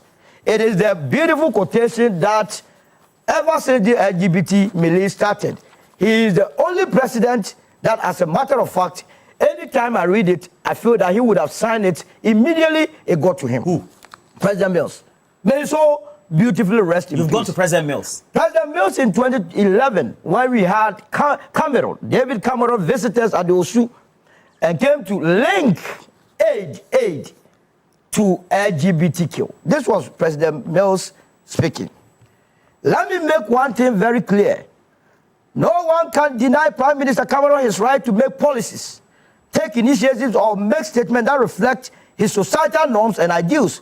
But he does not have the right, this is President Mills To Cameroon. To direct other sovereign countries or nations as to what they should do, especially where their societal norms and ideals are different from those which exist in Prime Minister Cameron's society. Oh, Prof. May your soul rest in peace. I, as president of this nation, will never initiate or support any attempts to legalize homosexuality in Ghana. As a government, we will abide by the principles enshrined in our constitution, in our Supreme Constitution. Let me also say that we will acknowledge all the financial assistance and the aid which has been given to us by our development partners. We will not accept any aid with strings attached if that will not inure to our interest or the implementation or the utilization of that aid with strings attached. Basolo, after this, the public opinion international community... Who is the public opinion? Look, let me tell you, between Ghana and the UAE... was not positive. Forget about it. It's even a lie. UAE received 45 billion direct foreign investments as of 2025. Ghana received 2.6 billion. UAE, their laws criminalizes LGBTQ. So why are the so-called Western world investing in the UAE? But we're not UAE. What are we talking about? When we stop corruption, their location we are oil. In fact, between Ghana and UAE, the investors prefer Ghana to the UAE. And just that we are not doing our things right. UAE, what do they have? Oil. We have oil as well. We have gold, do they have gold? We have diamond, do they have diamond? We have our to practice. What are we talking about? Because we are not doing it till the right way. That is why always, when they want to beat your mind, they say, oh, aid will not. Who's this aid here? So your time is up. So do the clarifications. Yes, I just need to do something. Just 2 minutes on this. Yes. So you see, first of all, the matter of quorum was made by my brother here. No, he referred to... In fact, Thank you very much. No, wait. The president. Oh, and then for the first time. He knows. It's always like that. Not only the president, I didn't hear Speaker, that, but I didn't heard hear Kwame, the Menchia South MP. Bafewa. He was on City also also. made the issue of quorum. Yeah. But for clarity, when a decision is taken by Parliament, at the instance of the decision-making time period, you must raise the issue of quorum. Once you don't raise the issue of quorum and the decision is taken, it is a decision of the House. By your standing orders? Yes, by the standing orders of Parliament. Now, the second issue is that, and I think Solo has done justice to it, that Nana-Addo never had the bill. He never had a bill because he instituted the cease and desist tactics. He prevented Parliament from carrying out its constitutional mandate that after a passage of a bill by Parliament, it must be transmitted to the president for assent. President Akufo-Addo denied that opportunity to Parliament. Ghanaians must be made aware of this fact. As we speak, the bill has not even left Parliament to President Mahama. So you cannot even be comparing these two circumstances. President Akufo-Addo denied them the opportunity to present the bill to him. Meanwhile, similar circumstances happened in e-levy time. There were two pending applications before the High Court. President Akufo-Addo, despite those court seals, went ahead and signed the e-levy. But when it came to the anti-gay bill, President Akufo-Addo found reasons to issue cease and desist threats. Roland, let me say something. President Mahama or the NDC never said the bill will be signed 1 month after winning power. In fact, the 8th Parliament is different from the 9th Parliament. We were of the view that President Akufo-Addo missed a golden opportunity to pass a very popular domestic bill. Zato, we will not behave like you. We don't worship the external sector. We believe that the legitimacy of our government rests with the people of Ghana. If we have a domestic policy that is in line with the aspiration of the Ghanaian people, I think that is what we will go for. Senegal. Irrespective of the financial implications. There is no financial implication. In fact, the Minister of... Because that's what he's saying. I will tell him why he's wrong. The Minister of Finance in 2024 issued a letter where the bill was about to be sent to President. The Minister of Finance, and said the financial implication Ghana stands to attract if we go ahead and sign that bill. The Minister of Finance, that time led by the former Finance Minister, Dr. Amin Adam. Roland, do you know currently Senegal is almost on the verge of signing an IMF deal? Currently, IMF is in Senegal. Senegal has passed the bill into law. Senegal. Pro-Islam. Yes. So that type of logic doesn't exist anywhere. In fact, if you look at FDI for almost all Arab nations, Dubai is growing in hospitality in the world now with Qatar, that's Doha and other places. Mostly are Arab nations. Bahrain. There is no Arab country that does not have express Sharia laws and provisions dealing with the issue of gays. Actually, you can't try. You can't try it. Yet they have a lot of FDIs. There are other motivating factors why countries do FDIs in countries. It is not just because of this type of thing. So let's not confuse the two. Dr. Sato said that the 8th Parliament, they were whipped in line to do a unanimous decision because of the numbers. First of all, it wasn't a government decision. I want this to be placed on record. The 8th Parliament bill was sponsored by a bipartisan committee members. So if say that if they were whipped in line, who whipped them? Who whipped Ntim Fuojo? Who did that? Who did that to Sam George? They came together, formed a bill, and when they brought the bill, the speaker asked that question to the full glare of the Ghanaian public: who among you has an issue with this bill? Zilch, nobody raised their hand. Lastly, let me also say that let's compare something like, for example, if you say a private member's bill, why is it that President Mahama is not making it a public bill? I think that is because it's Mr. Thompson who alluded to this. There was both of them alluded to it, and there was what? And he said the president, yes, who was then in opposition, and then when he came into office, met the Christian Council or the Catholic, and said he would prefer. He would have preferred. He would have preferred, Yeah. and I'm saying that at that time there was a pending bill before Parliament. Which pending bill? That was one. Yes, which old one? This bill started in 2025. This current bill we passed. That is why the law is Family Values 2025. The bill didn't start in 2026, Master. When the bill was introduced before Parliament, that was at the inception of the Parliament. The inception of the Parliament. Okay. And I'm saying that it had gone through several stages before the passage. And at every stage, the MPP caucus of Parliament supported it. But for political expediency, they want to take the credit from the NDC. I can tell you, we will not be assuaged. The point is that Parliament, the 9th Parliament, passed the Family Values Bill 2025. And we have done our part. We will leave it to President Mahama to go through it, either to assent or to make comments and return it back to Parliament. Yeah. 2 minutes. Oh, you gave him 4 minutes. So how can you give me two? I just checked. You gave him How 4 did minutes. you check that he gave you 4 minutes? But I was looking at You the go time. on. Let him go on. You see, when my brother was speaking, and I felt he should have been honest not honest, I don't want to say you are dishonest anyway, but just to let Ghanaians know the whole picture of this thing. I stated, and if you listen to me earlier on, I stated clearly that if President Mahama had even started that he was making this a public bill or a government bill, the private people would have taken their bill back and sat down and watched them to do the right thing. But because he himself didn't believe that he wants to do this, he didn't even start right or append anything to it. Then you come and sit here and give me this whole gymnastics, and you want me to believe you, especially coming from NDC, people who are clothed to scam. Oh. But that is the modus operandi of NDC. Let's check everything that you stated. You've never done anything. 133. You have even gone to London and tell people that they should come, but you have started 133, which is not true. Now, coming to Solo's issue, it's very unfair, very, very unfair that you sit here, call Tampuli, call Ayimedu, call this, call that, and you don't even call NDC people who are on the committee. And even the chairman, who is the chairman of the committee, do you know as we speak now, he's in Mecca. But what's the point? He said that it was bipartisan. That's why he cited them. When did he come back? When did he come back? Mr. Thompson. Does it matter? It matters. Because the day the bill was being presented, the chairman wasn't here. It doesn't matter. It matters. It doesn't matter. Why do they have vice chairperson? Hassan Tampuli and the rest who are part of the committee, They don't even have the final report before it was presented. Hey. They didn't have it. My goodness, what are we doing here?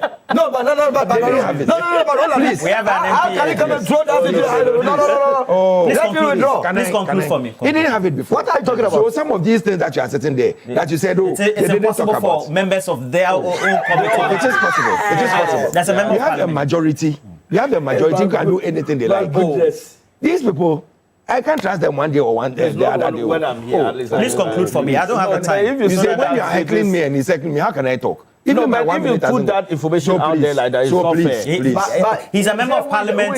He's a member of the committee, and he says that it's not true. Please go What ahead. is a news role? Oh, you see what they are doing now.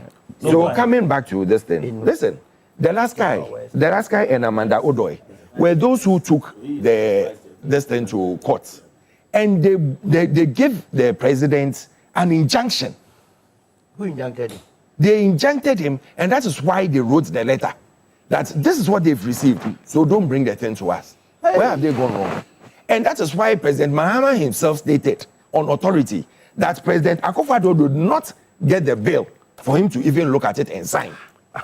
And it's true. It's not a matter of a lie. For the first time, yes, they are speaking the truth, which we should come out and say it. That for the first time, we've done well. Who That injected they President said that. Akufo-Addo? Oh. So what I said here, you didn't Who listen. injected who? Please tell him what I said. He said he doesn't know who injected.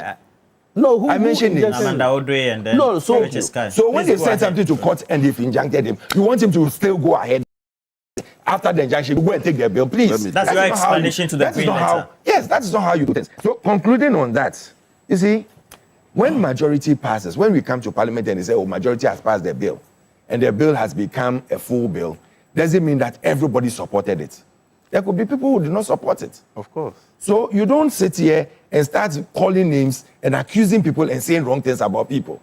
It's not right, it's not fair, and I don't think it's for the betterment of this thing. When you are calling names of minority, call names of majority. But I believe that that these people have put together, it will come to bear one of these days. 2 minutes, please. Thank you very much. I think I have made a very important issue, and I want to state it. When it comes to this LGBT bill, His Excellency Nana Addo Akufo-Addo and His Excellency John Dramani Mahama are behaving the same. They are basically the same. And that Ghanaians must understand that. Thank you. They have information probably that we don't have. They know things that we don't know, but they are behaving the same. When the day the bill, final bill goes to the president, Mahama signs it, and I come here, I will thank him for signing it. But so far, until that day comes, he and another Addo Akufo-Addo are behaving the same. 1. 2, we also want to be told, and we're also being told today that the Speaker of Parliament is wrong. His Excellency the President of the Republic of Ghana is wrong. That's what Sulu is The minority leader is wrong. That's what Sulu is saying. The only person that is right is the majority leader. I leave that to the conscience of the people watching today. 3, I want to come to something quickly that Sulu said. You see, at any opportunity, you want to run against your boss's boss. At any opportunity, you want to run against or you buy the hand that fed you. What was Alan Chamante's position on this bill when it came up? He was in cabinet. What was his position? Which bill? It wasn't. This LGBT, he was bill. When the bill came up, what was his position? The bill went to Parliament 2021, but by the time was that there. by the time that was there. it was in No, 2020, He was there. 2024. Yeah. He was there. He was still there. 2021. At Alan least. was in cabinet. What was his position on this bill? You should have called the president that will let the bill come. When the president sent the letter, the letter you copiously read. When he read the letter, When he gets to what you're doing. what was Alan's position? Do you have any document that you can But also the bill was a read? private member's bill, so it wouldn't have come to Parliament, cabinet. It would have been in Parliament. From I am Parliament saying to that presidency. he's, No, at the time, he- Alan Chamanti was not in government. he has- By the time we climax with the passage, he has read copiously from a letter. I'm trying to look at. I am also. He has read a letter copiously written by the former secretary to the president. Exactly. That means that the former secretary and the former Akufo-Addo had valid. She put it on record. Where is Alan's letter? of record. Men of integrity and honor, they do that. Solo, they 2 document minutes. their positions for history. Solo, they 2 minutes. document their And stay position for within the 2 posterity. minutes. Solo. If he had a position, where is that position? You sit down here, you want to read people's life. Where was his position? At the time, Where is his principle? when the bill was about, when Parliament was transmitted, You go explain Taya, the Solo. bill You to go explain Dr. Taya. Kufuor, Allah was not part of the Good. NPP. Even if he wasn't, so what was his position then? Alan was not part of the NPP. What was his position on this bill? On the 18th of March 2024, he had left NPP. Agreed. He left Agreed. No, in agreed. 2023. Okay, so what was his Now position? Alan went to, the Wyatt, the Church of Pentecost. It became a controversial issue. That was when Alan told the entire world that when you are voting, vote for a Christ-like leader. He said that in relation to the LGBTQ. If you do not know, Oh, really? the videos are there. Where is this document? Where is this Videos are there. letter? You asked him Where's where's the letter? document. Where's You the have letter? video document.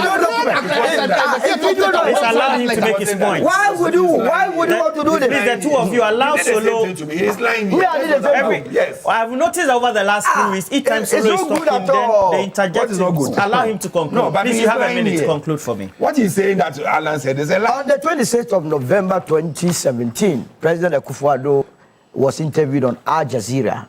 The man that he wants to whitewash for the entire country to know that he was a good person. He told the Al Jazeera host that the only reason why LGBTQ had not been legalized in this country was that the activism, the pressure on it wasn't too high.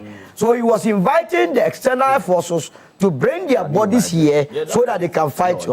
Based on that statement, that was why on the 31st of January 2021, we woke up to see an advocacy center open in Accra, and we got the Australian ambassador, we got the Danish ambassador, and another ambassador to go to the Parliament House, meet the speaker, and beg the speaker that we pass the LGBTQ. That was the direct inspiration they took from President Akufo-Addo. So when it comes to the Tumu business, anytime I see President Akufo-Addo and Dr. Mahmoud Bawumia, it reminds me of why we have not passed the LGBTQ law, and that it will forever remain with them. Posterity, that same posterity that he's saying will judge them right, I can bet my last one that will judge them right. Big issue is sponsored by the University of Gold Coast. Now, if you're aiming for a specialized MBA in marketing, communication, in finance, operations, supply chain, human resource management, entrepreneurship, business, intelligence analytics, theology, etc., or you want a dual MBA or chartered manager MBA, the University of Gold Coast gives you options that match no other, but rather match your vision. And please make sure you call them today. They have admissions in progress, and call them on the number 026 388 8555. We're taking a break. We'll right. Thank you, gentlemen, for passing through today.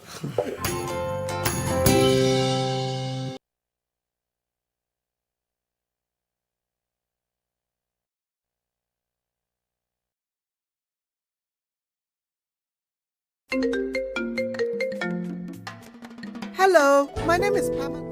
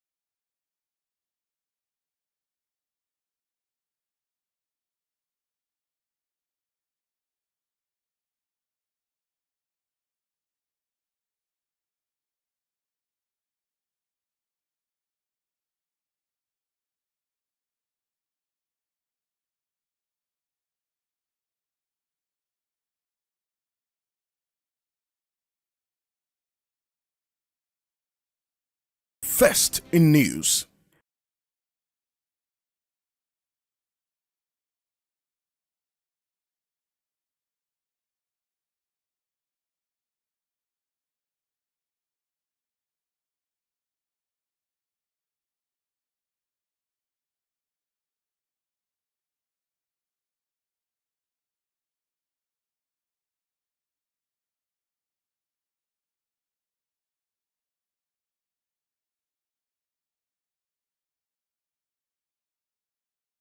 In Ghana, Subri Abiliba, a past student of Accra Technical University.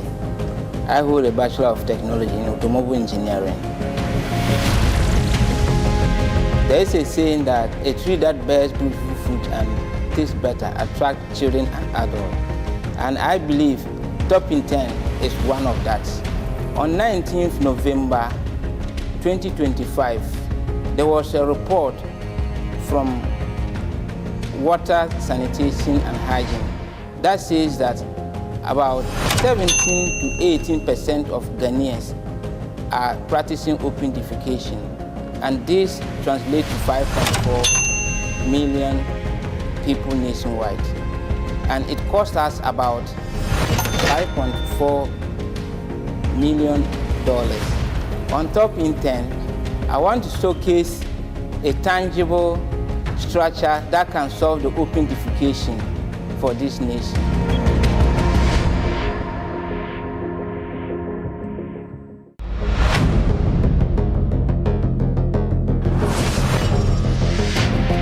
Hello everyone, my name is Fafa Ligeja. I'm an old student of the University of Media Arts and Communication Institute of Film and Television, UNIMAC IFT. I studied broadcast journalism. And I'm here on Top in 10 to learn more, learn how to do group work, learn how to build my career and also connect with others. And my expectation for the show is to win. I want to build on myself and also connect with people.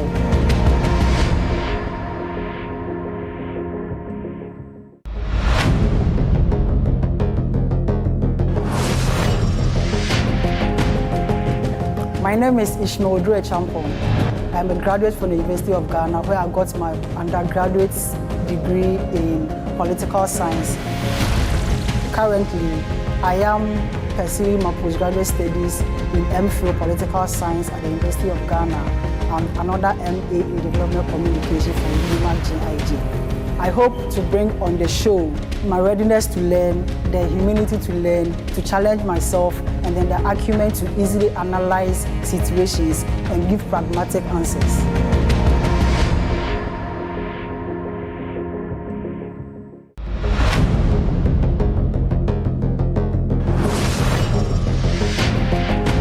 Hi, I am Magdalene Nana Kunido-Achiman, 30 years old and a final year development and communication student from UNIMAC, the University of Media Arts and Communication. I have seen what Top in 10 have done in the lives of its contestants. I am here for my skills to be honest, sharp enough to add my quota to the communication fraternity in Ghana and in Africa.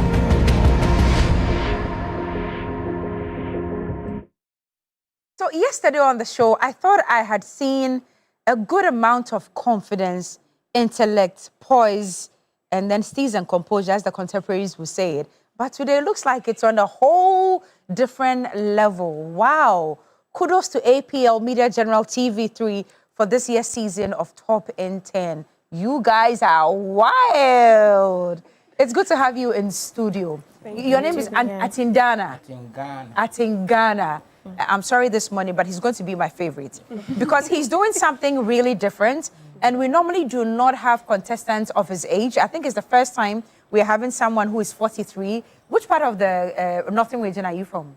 That's Upper East. Upper East. You know, I'm from Upper East as well. I'm going to be biased towards you a bit this morning. But thankfully, I'm not on Top in 10, so your win does not depend on me. You're doing something very different. You're taking care of sanitation. Yes. Where did you birth that idea from? You know, I practice from my degree. I have degree in automobile engineering. Okay. So because of my work is on cars and other things, I've realized that with water in front of a car, then diesel at the other side. When I also build something like that, when I also build a digester attached to a washroom like that, it will solve the problem. Oh, wow. And the first thing I did was that I do construction on biodigesters for schools and other places.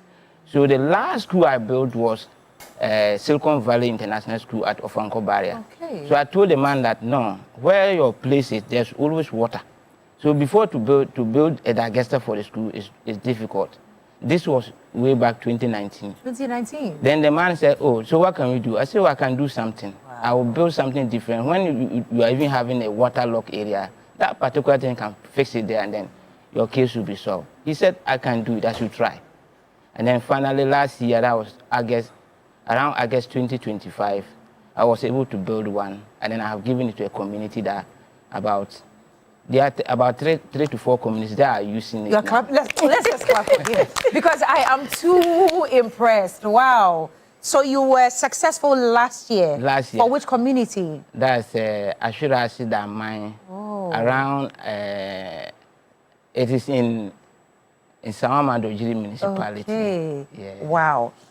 The next question I want to ask is this. I'm sure when you were coming into the competition, you must have felt like, okay, this is not really for me because I'm older, I'm 43 now, and it's just youngsters that I'm coming to meet. What was it that propelled you to come into the competition this year? To me, I've been watching it, but I don't even think about age or something. Okay. It's about what I have to also shine on the light. It's more important to me. Wow. When I was coming, I don't even think about winning or not winning. My purpose is I was in dark. And this particular thing, as I'm solving the problems at Isawam, I should solve the problems beyond Isawam, not just at Isawam. Because I have the mind that this particular thing is supposed to be fixed at bus stops, lorry stations. Because when you are in a traffic and then you want to it's a difficult thing. Right. And then I have the solution. Why should I be hiding at that place? So I see it to be an opportunity that if I come to Media General here, Let's do it one more time for him. I love your mindset. I love the fact that you haven't limited yourself at all. And all these things that you were doing in little communities, you decided that, no, I'm not going to limit it to the communities. Let me bring it to the whole nation. Congratulations. If you don't even win, all of us will buy into what you're doing to support you. Congratulations. Thank you. I'm really elated to have you here and then on this show as well. 3 Group. Kudos to you one more time for this season's Top in 10. And I'll call you First Lady because your full name is Nana Konedu. Now Rollins, no way. I don't have 5. It's good to have you on the show as well. I'm happy to be here. I think Ghana has told us what his background is. What's yours, darling? Okay, my background is journalism. Okay. I'm an orthoepist. What I do is to teach the pronunciation of English words. Okay. And I teach as well. And that is what an orthoepist. Orthoepist. So the word itself is orthoepy, but the individual who teaches is an orthoepist. What have you been waiting all this while? You should have been here teaching us what to say on TV3 Newday.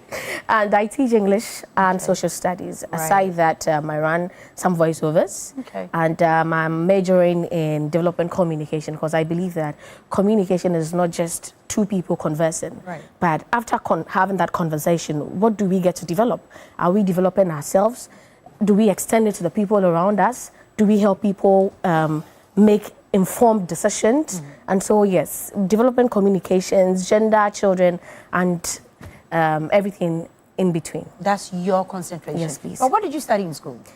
I did broadcast journalism back in UNIMAC IFT, but now I am pursuing or exploring the course development communication. I'm in my final year, and that's UNIMAC IJ. Okay. Yes, please. Correct me, because I need some education here. You know, with something that Atingana is doing, it's tangible. You can see that he's in the sanitation area. Right. But you, how do you coin what you do into a business? Okay, I would say that would be a focus on children and development. Okay. And so I'm looking at the developmental aspect of children, not just the girl child, but the boy child as well. Because I believe that if in their formative years they get some sort of good development, then they can become... I wonder where you've been all our lives, because I remember how teachers will say, machete instead of machete. Machete. You should have been here all our lives because we've been pronouncing words wrongly. You know, funny thing is, myself, with my English tutors who took me through school, most of the words they mentioned or taught us as a then were wrong. Right. But for me, because I love to read, I'm a book fanatic, so I like to pick words and not only find the meanings of these words, but also play the phonetic aspect of it to be able to pronounce them properly. And that's how I bet that. I know somebody who will be your best friend, Chantel. One of my girls, Chantel, she will be your best because she is into, she said correct instead of correct, you know. I see. So what's the right pronunciation of this word that we have abused? Hippopotamus. Hippopotamus. But Jose.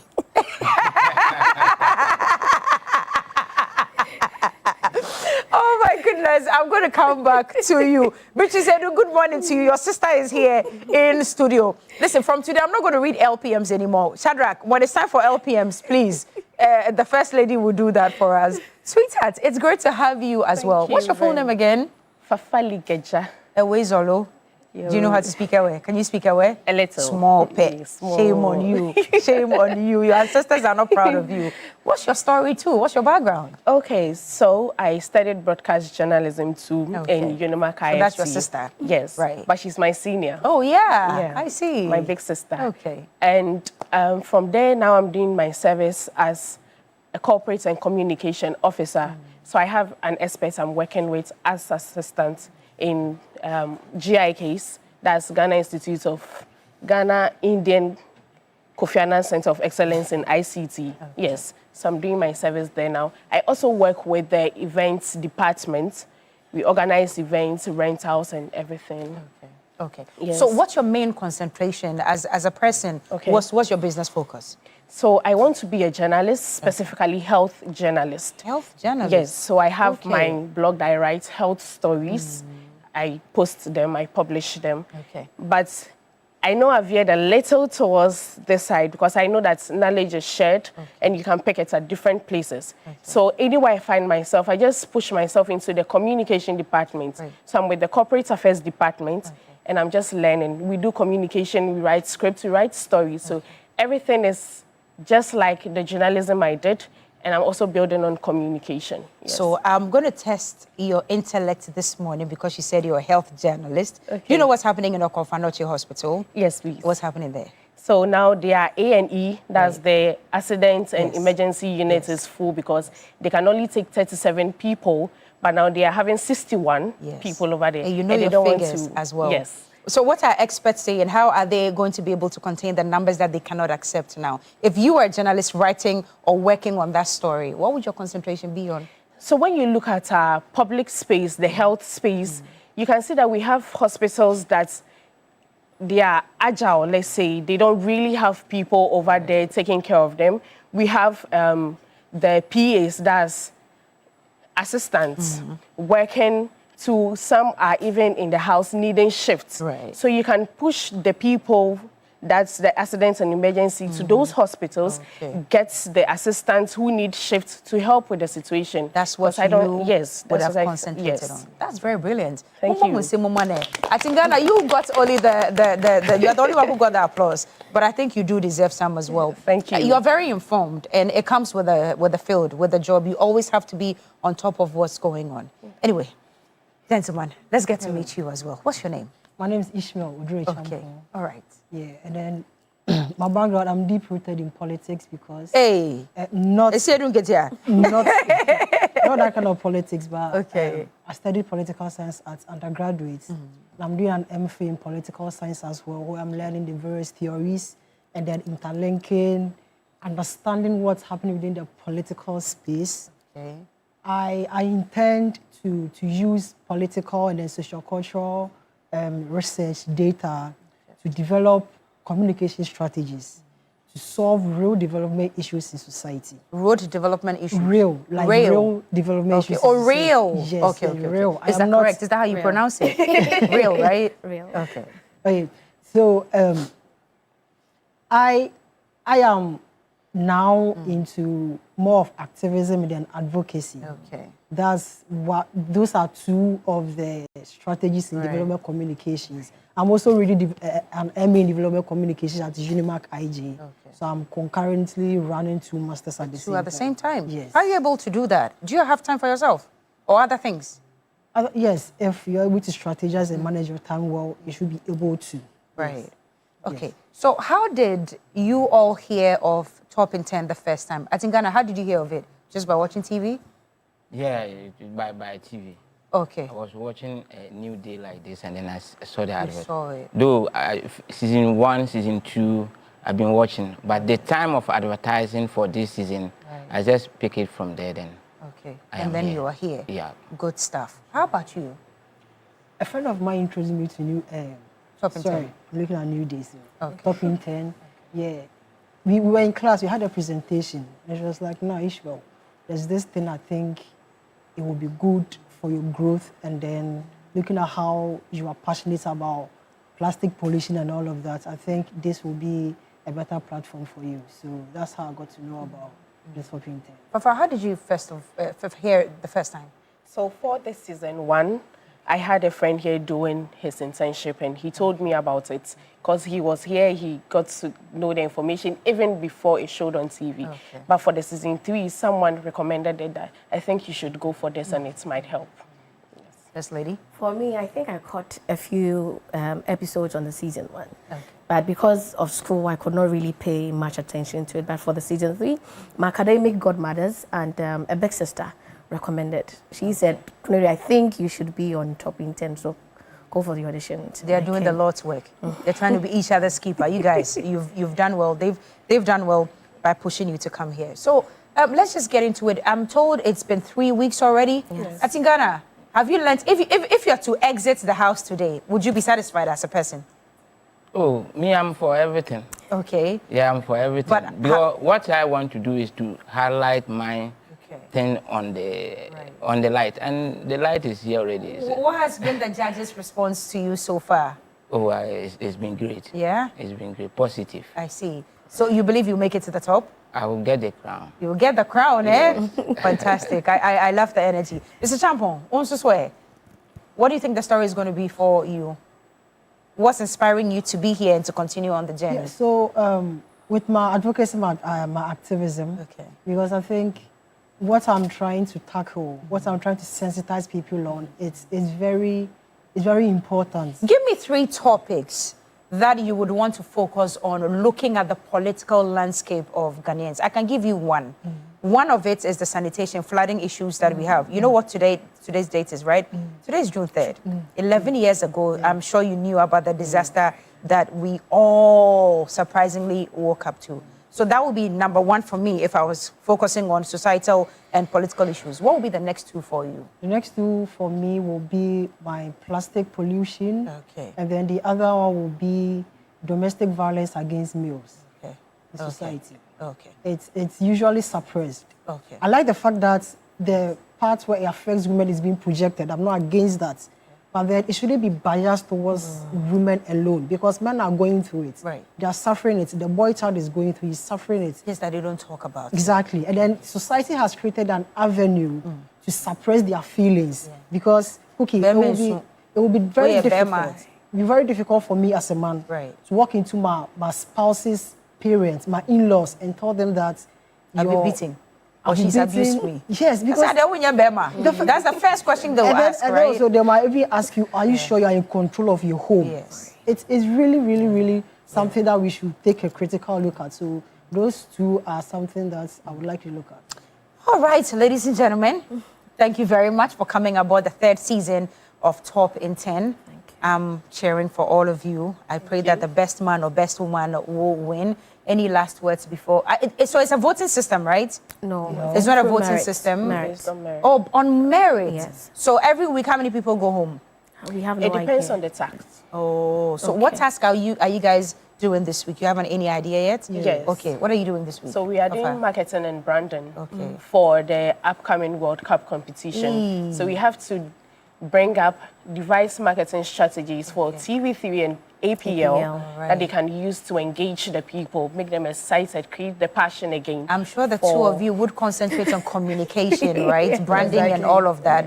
At Indana, dear, I know it's going to be about refuse collection and all of that. Sure. Keeping the bathrooms clean and all of that, Yes, right? of course. Yes, of course. All the best to you guys, Mr. Champon, all of you. It's a pleasure to have you here.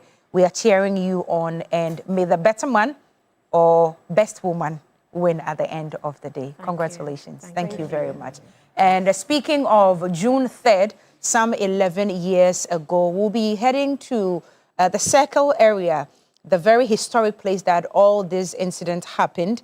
And Evelyn is on standby. We'll take a break, but when we come back, we'll go to Circle and have a conversation with Evelyn. We'll be right back.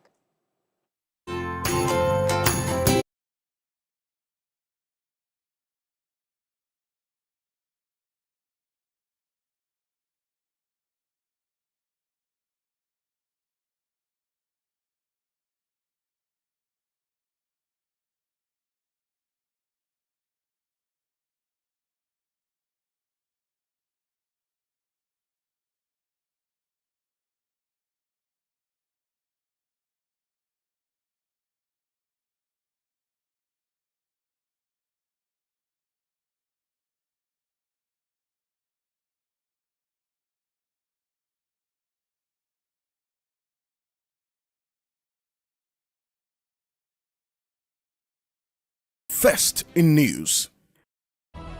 Ghana's Most Beautiful is 20 years, and to kickstart the special anniversary season, you are warmly invited to an exclusive royal ball and fundraiser for a legacy project. An evening shared with our cherished partners, distinguished past queens, and the remarkable individuals who have shaped this journey over the years. Join us at 8 p.m. sharp on the 6th of June at the Adisa Pavilion within the prestigious Labadi Beach Hotel. Red carpet is live at 6 p.m. Come for the elegance, stay for the purpose, be part of the legacy. Ghana's Most Beautiful, 20 years of culture, grace and legacy. This event is strictly by invitation.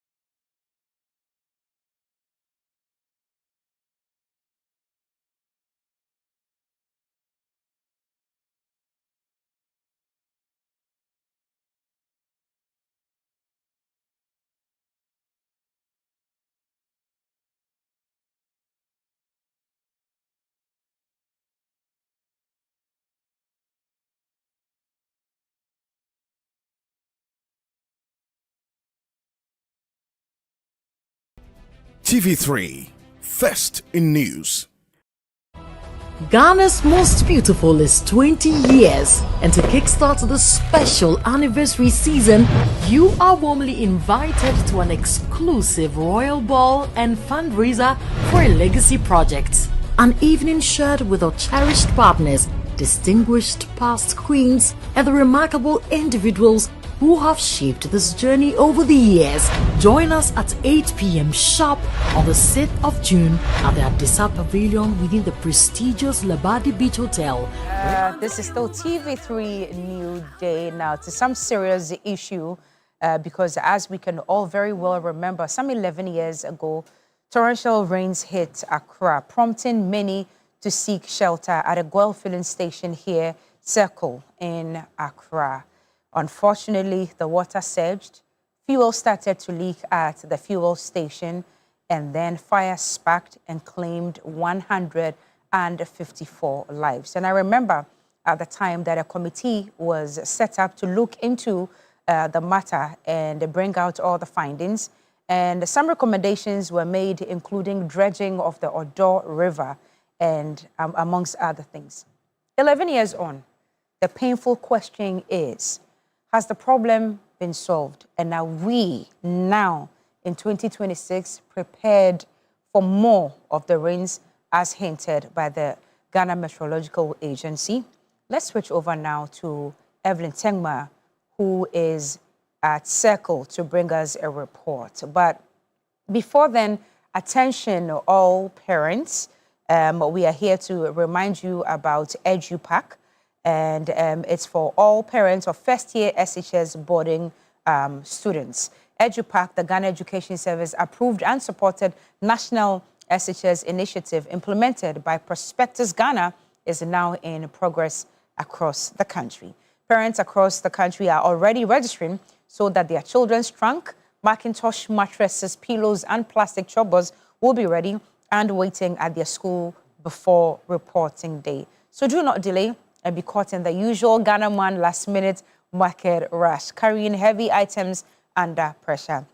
With EduPack, your child does not need to travel to school with all these essential items. You register by simply dialing *713*821#, or you can visit any ADB branch or go to www.edupackgh.com. You make your payment, you keep your receipt, and present it on opening day to collect all your child's EduPack items. Your EduPack registration follows you to any SHS of your choice or where you are placed. Avoid the stress, avoid the rush, prepare with confidence, all at a very affordable price. EduPack, approved and supported by the Ghana Education Service. For more information, there are a few numbers to call: 050-700-0933 or 0302-95550. EduPack, no stress, no wahala. So please keep that in mind and make sure that you're getting the best for your child. Now, pack your bags, Ghana, because 2 people are going to the FIFA 2026 World Cup today, and 2 more tomorrow, and 2 more the day after.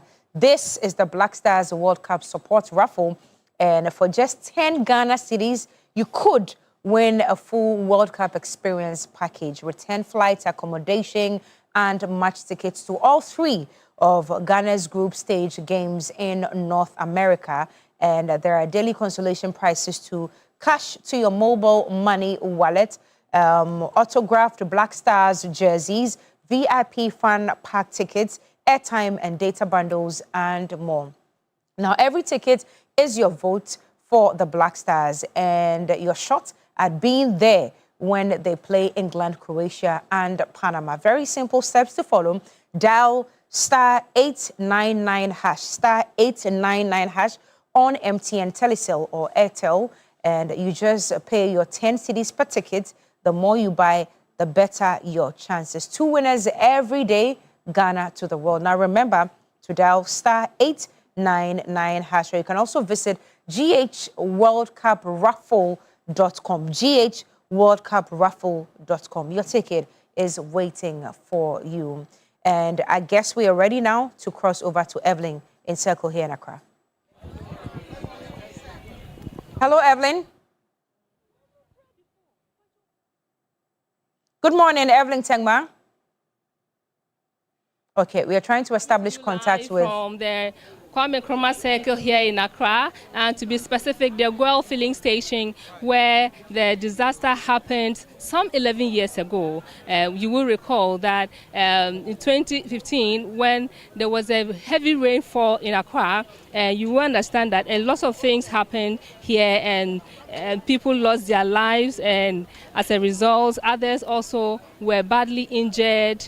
Others lost their breadwinners and all that. And today, there has been a short ceremony almost every year. I mean, every year there is a commemoration of this particular event. And so this morning there was a short ceremony where they've gathered victims and then had some word with them. And so we will be speaking to some of the victims shortly for them to tell us how they've been coping all these years. And so I have with me here these two gentlemen and a lady here who we are going to talk to. So first of all, I'll start with you. Good morning. Fine morning. Oh, me Pacho, also your victim. What exactly happened on that day to you? And me kunu free mo. Me kunu free mo ya. Me ba kura nyame nkwanka me ba so to aso nti me ba victim. Ifro ye hu mo bia ye hia mo me ba no kura se nani se me den ko hospital. So me ni ska. Nani nsuo no. Ya DHS 11 years no so me ba kura ka me se me nkasa ne so ba me ma edin.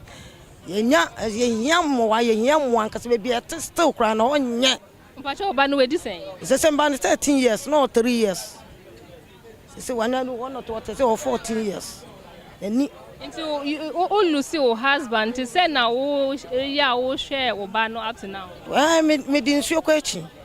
Eno na me de hwe me ba no. Eno a. E ton pure water any drink. Na me de hwe me ba no. Enna. Emu bia no ye hia moa. Ye sra ban no. Omwa ye. Ye sese e fata ye so wode maye so wode maye. Ye kura na nka ye kunu no mu wuja kura na ka esa boy pe bi kura maye na ye kwatena. Inti Pacho asem ni si ye no omo katre mo bibi se mbe ye bibi amamo. Omo ka ye be chocho ye din ye de na amama ni na eche ye mu kura de TV3 de ma be kasa open. Ya be kasa ye de atire sa TV3 kwa na ni ani da mo so papa se ye bibia ne mo amutimi ye timi fra mo ye timi ba ho. Enso ankosi bebia. So I will come back to you. Hello, Mpacho Yefra was saying, and yeah, of course, and then they see you on that particular day. Me Mpacho Yefra Alex Mensa. Me a driver ni. I'm beto fuwe wa. Inti fuwe na me beto no. Na like kakra wo. Aha no say. Ti ye twen na ka di muso a. Na ma to fuwe na me ko. Inti bibia na nsuo no wo. Diesel no any petrol no wo asase na ase no. Nsuo no afra diesel any petrol no. Inti usi form kura na ohunam ye den e hyehyew ohunam nyina hyehyew dade no inti de e bompa na lolo kwan na ye main road no e ho ankasa da ni insutin a yiri kese to ntimi cross kura anya den empie emfa nko inti ye twese kenso ni ti a nka matumi ka na mekọ ye wo ha sa ni eti se eja ebo eja to ho eja ebo ube pie bedu compound ho no na eja na so mu te eja na so mi ti mu sa no eja no ina so mi ti mu be duo no na eja na ye den e hyew eja na hyew san eja na hyewa intina tanka baako esi filling station ma diesel ewo nti e blast gi gu am no ti emframa ni nsuo ni nya na pija me de ekoto other side ti me sole na me di moja hyew e di kofie nanti di kofie e wala pass ti me du fie no no be nem ko 37 hospital de me wi answer tade na hye me no omo di scissors e pai because na me ti nso e ho aye kese ti omo ti me ru atade no e di pai ti hospital na me ko da hospital sa 1 year 2 weeks na me ko da 37 hospital ene say nyankopo aduma ye ba ye mi e bi ko da 37 hospital madam e say ne ba no oka no mi ne ba no we pray serious ne ba no we pray serious na de enti no yinyina ne be kan ho say ye ku abane ye ka so be boa ye up to now no ye hu emua bia victim for no so no ye bre mi say driving work na me sua ye say me pe car kura e dia ye adwuma say obi be madom be ma me car e dia ye adwuma say we kempe o say me be adwuma ye say so car e obusua e wo ho ye hwe mo wodan tam so kura na wonye adwuma nyezi spare no kakra obedi no enu nko ani ade ya ye den ene ma wunya nti ye hwe say e be nam TV3 efidie so na ye victim for no so no ye benya moa ye nu se mo so mpenifo ni ankrankran ni adofo ye den etie mo ti me borade mpa se be kan obi akoma no obi abehwe e kira kwan ben ye moa nti Pacho sesi a wonye adwuma na sesi ni de driving work na spare ena metwi nti me pe bia obi di ma me a me di be ye adwuma de me drive but me ni personal car ho no a me di ye adwuma spare car no so ehye up to no ma be sesa ni nyina kwa ye den afria nti me bompa se be na mafidie susu na bia enya adwuma aye. I'll come back to you. Pacho, now also that fateful day, no, where exactly were you and assembling at all? I somewhat to me say, me so be a businessman. Na me ton kente. Ma ton kente over best 20 years. Me dey call bank. Business Standard Charter Bank, SSB, World Vision International, any ministries near the anti. No nippon to be free amanonia.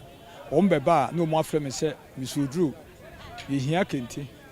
Enti Bomodia people, and decided that Macofan Yema may be fatters in war Ediaco. Any soon beka, yes, ha, Ybesia, a jano. Any a year, you who be antimanity, Name the police hospital. A Hona, the intimate horning, Mamma Nasi Nipedina.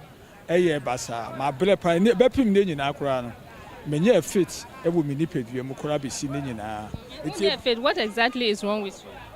Bibia ye nyame se adwuma sam kora no menye 62 years se mintimi nya adwuma metime kukura ade a na bibi sa enti bihia moa se efiri oban so be si samwe no ma adwuma a meye no so adwuma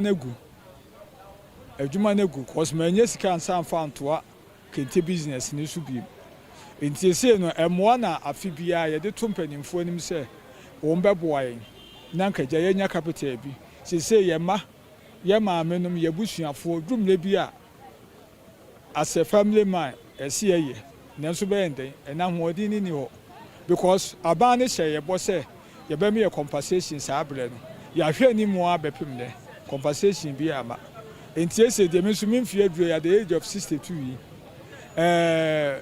sika bia ni baabi a me de kwa akoye bibi enti ade se de saban se onka June 34 asem we see 11 years ya enani mfinhye du ba ko pepepe no na nanim na me hwe June 34. So how have you been coping with life so far? Eno de eja me sole a me pani bi lawyer enti eja okoko to a na eja me ne ko na eja makobo abo no ho na eja enya bi akra e de aba behwefi ti senya no de anka meni adwuma bi aye enti eja me di me pani bi o lawyer na me ne kokko to koye adwuma akra se be eja da bi benya no aduane nya bi so ahwe nkola ne wofi eti ehia mo ase aban no ana individual bia emra meboy so mbe so mu send ye bibi kura me number is 055 261 9549 Udru Sellers. Okay, yo me samba o me enko enti please hello you Francis. So can you tell me what also happened to you? Oh, what has happened? It's very, very terrible that day. I'm a businessman selling goods. I went to Kumasi to collect goods and come back to Circle. Always here I was selling my things. And that day happened. I come and meet that clash. In fact, it was very terrible that day. But I understand because your other colleagues have narrated the same story. So what, every year you have been celebrating this anniversary. What exactly are you being told every year and what has been the impact? We have been saying that we need help, but there was no help. There was no help. We came here every year. Today is 11 years, but there was no help. Ever since this incident happened, there was no help as at now. So we need help. Individual, those who have some to come and help us. We beg them. We need help. So this is our situation. Our rent, we cannot pay. Our children fee, we cannot pay. So in fact, we find it difficult. We are finding it difficult. So government or individual can come and help us. We need help. Thank you very much. So you heard some of the victims here narrating to us the ordeals that they are going through since the incident happened 11 years ago. Basically, they are calling for support and help from government, individuals, and organizations. It's been 11 years, and they say they are really suffering a lot. And that is the message they are giving to us this day. So from the Kwame Nkrumah Circle here in Accra, I'm Evelyn Tingma. Evelyn, thank you very much for those updates. And hopefully, after 11 years, we get to do something about compensations and all its related matters. And now, a few reminders before we go. Adasi Travels is giving you the opportunity to follow Ghana's World Cup journey into Toronto, Boston, whether you are in Ghana with a valid US or Canadian visa, or you are part of the Ghanaian diaspora looking to experience the World Cup, Adansi Travels can help you secure match tickets and accommodation packages. This is your chance to be a part of football's biggest event. Visit www.adansitravels.com to find out more, or you can call 059 5500817, 059 5500817. For those of you celebrating your birthdays today, happy birthday. PSA Esther, it's your birthday. And all of us here, Media General, we are wishing you well. Gabriel, AJ Boy, it's also your birthday. Enjoy your day. Let's move on to celebrate other people today. Asantua Dia Valerie of Handmade Preparatory School, happy birthday to you. All right. Priscilla Anane Donko, enjoy your day, ma'am. Okay. Zenato Nuna Chikata, God bless your new age. Okay. CEO of Area Phones, they didn't add your name, but it's from Idi Amin. Okay. Ellie Tete, happy birthday to you. Or Tete, happy birthday to you. Grace Tawo, happy birthday as well. Betty of Paga Hospital, enjoy a very gracious birthday. And Agnes Tamaklo of Dabala, happy birthday to you as well. Emmanuel Mensa, happy birthday to you, sir. Looks like you're out of town. Nana Adwa Efifa Ajin, happy birthday. You turned 2 today. Happy birthday, cute one. Sewa London, happy birthday to you. Rosemont Kekeli Duse, have a very, very blessed birthday. And Yaira Fortune, enjoy a gracious birthday as well. Adai Majid, enjoy your day. Jabeng Mabel Ifia, happy birthday, Mefia.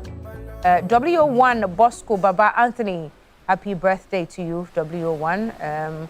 Madame Margaret Aku Oklu, happy birthday to you as well. Enjoy your special day. Okay, it's time to say goodbye now. Thank you for choosing us one more time. Tomorrow at 6 a.m. we'll be back on your TV screens. It's been TV3 Newday with myself, Cookie T, and Roland Walker. Enjoy the rest of our program.